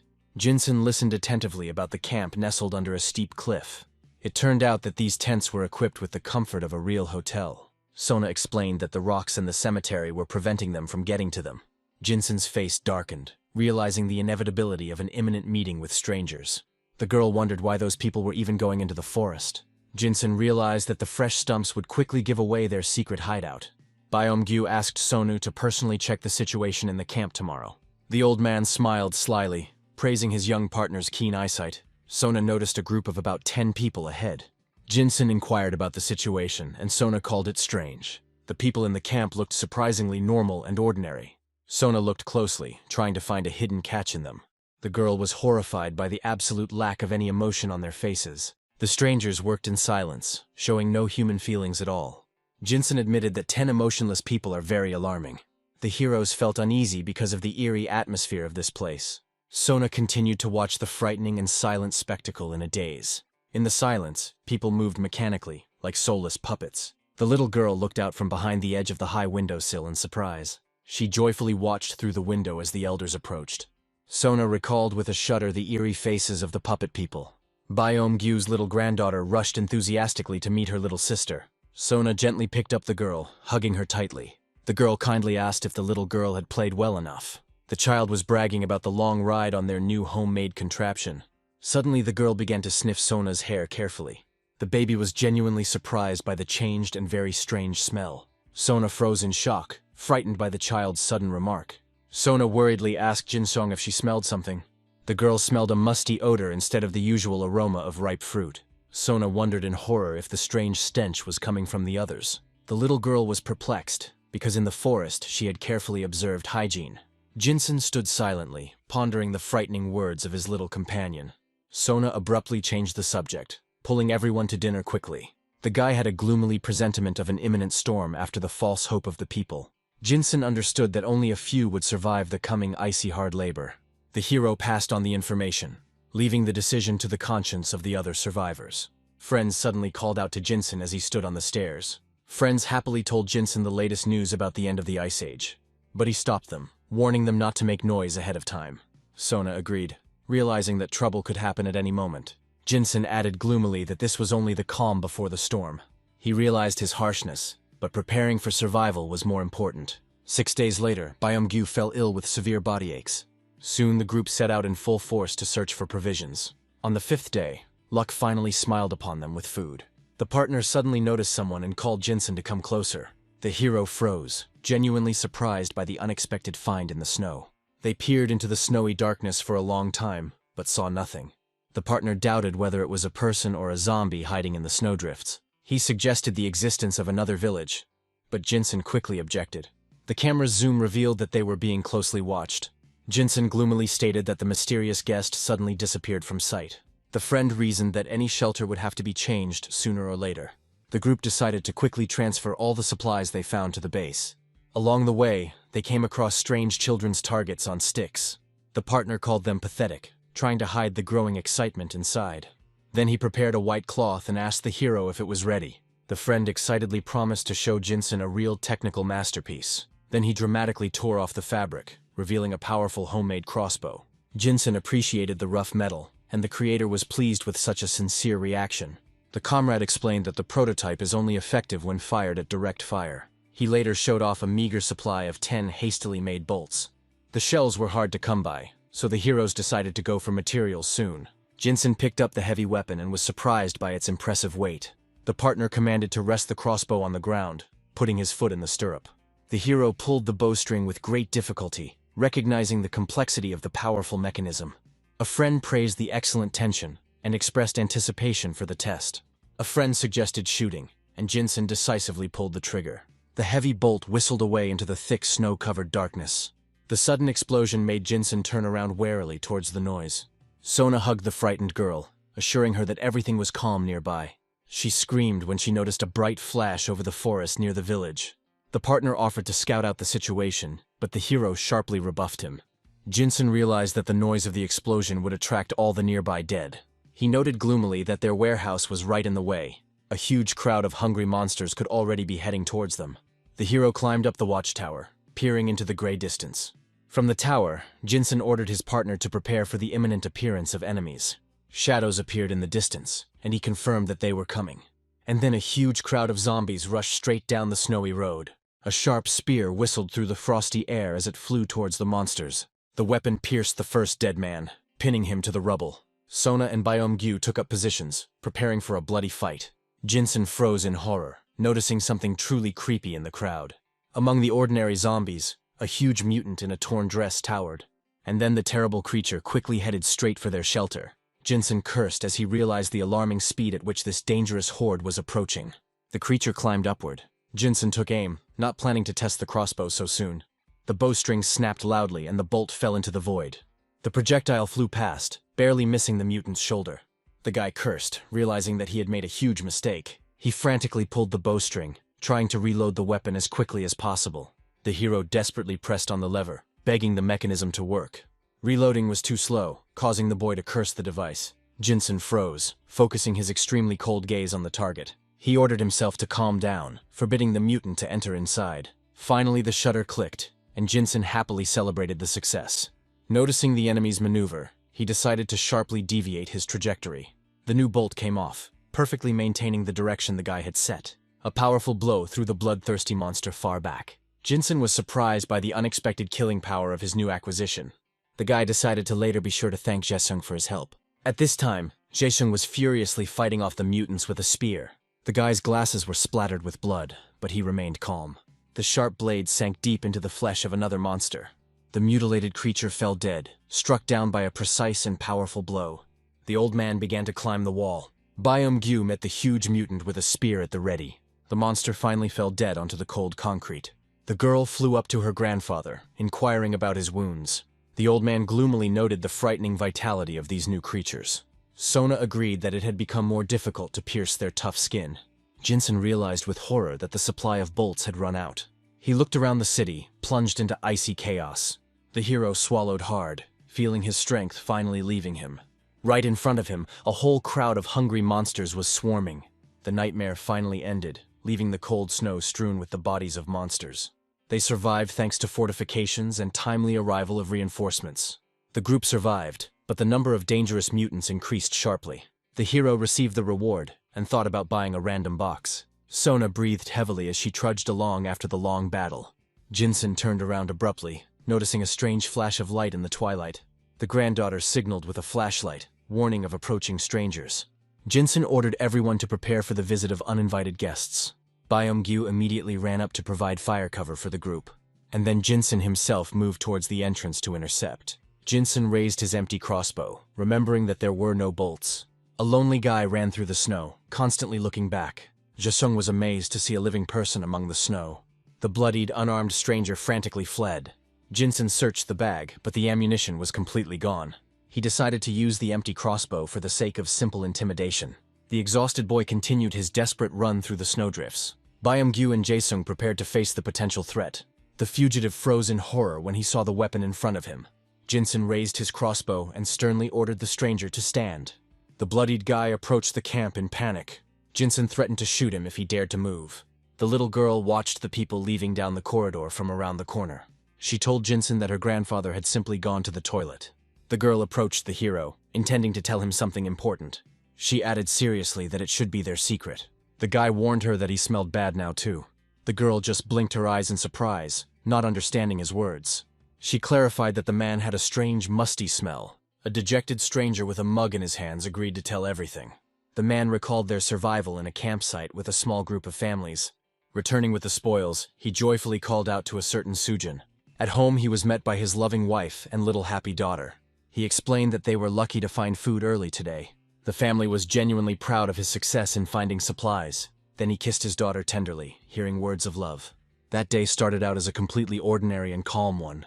Then they were happy with the gas reserves and the hot shower. Soon the idol was suddenly shattered into pieces by an explosion. A powerful flame destroyed his entire past in a second.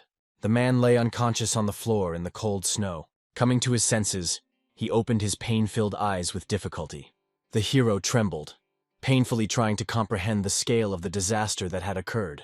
All around him lay the silent ruins of their former refuge. A heavy slab crushed him, preventing him from getting out from under the rubble. Finally, he stood up and in despair shouted the names of his relatives. He soon froze, noticing his wife and daughter under the rubble. The relatives lay motionless, buried under the collapsed structures of the house. He rushed towards the bodies in horror, fearing the worst. The man grabbed his wife's hand, desperately hoping for a spark of life. The man finally realized that his relatives were dead. He sat in the snow, unable to accept the nightmarish reality. The hero touched his daughter's head, not understanding the reasons for what had happened. The last warmth left the girl's body, and the hairpin fell off. He just held her tightly and sobbed inconsolably. Soon he called out furiously to his neighbor, suddenly recognizing him. The man suspected that it was this stranger who caused the explosion. Then he gripped the pole with determination, wanting to take revenge on his enemy. The hero climbed outside to look the killer in the face. He spotted Dongyu ahead and called out to him angrily. The boy screamed desperately when he saw his brother in the thick of things. Soon the fatal shots rang out, destroying the last hope. The man in the hat fell into the snow under fire. Then the hero bent over the wounded Hyung in horror, and then he picked it up, trying to carry it away. His face froze in the realization of utter hopelessness. Later he sat in blood, numb from what he saw. It was then that he noticed that mysterious blonde. She methodically shot every inhabitant of their village she encountered. So he just started running for his life. The blonde opened fire, ordering everyone to immediately freeze in place. And then Dongyu shamefully ran away like the last coward. The man showed the survivors a commemorative hairpin belonging to his deceased little daughter.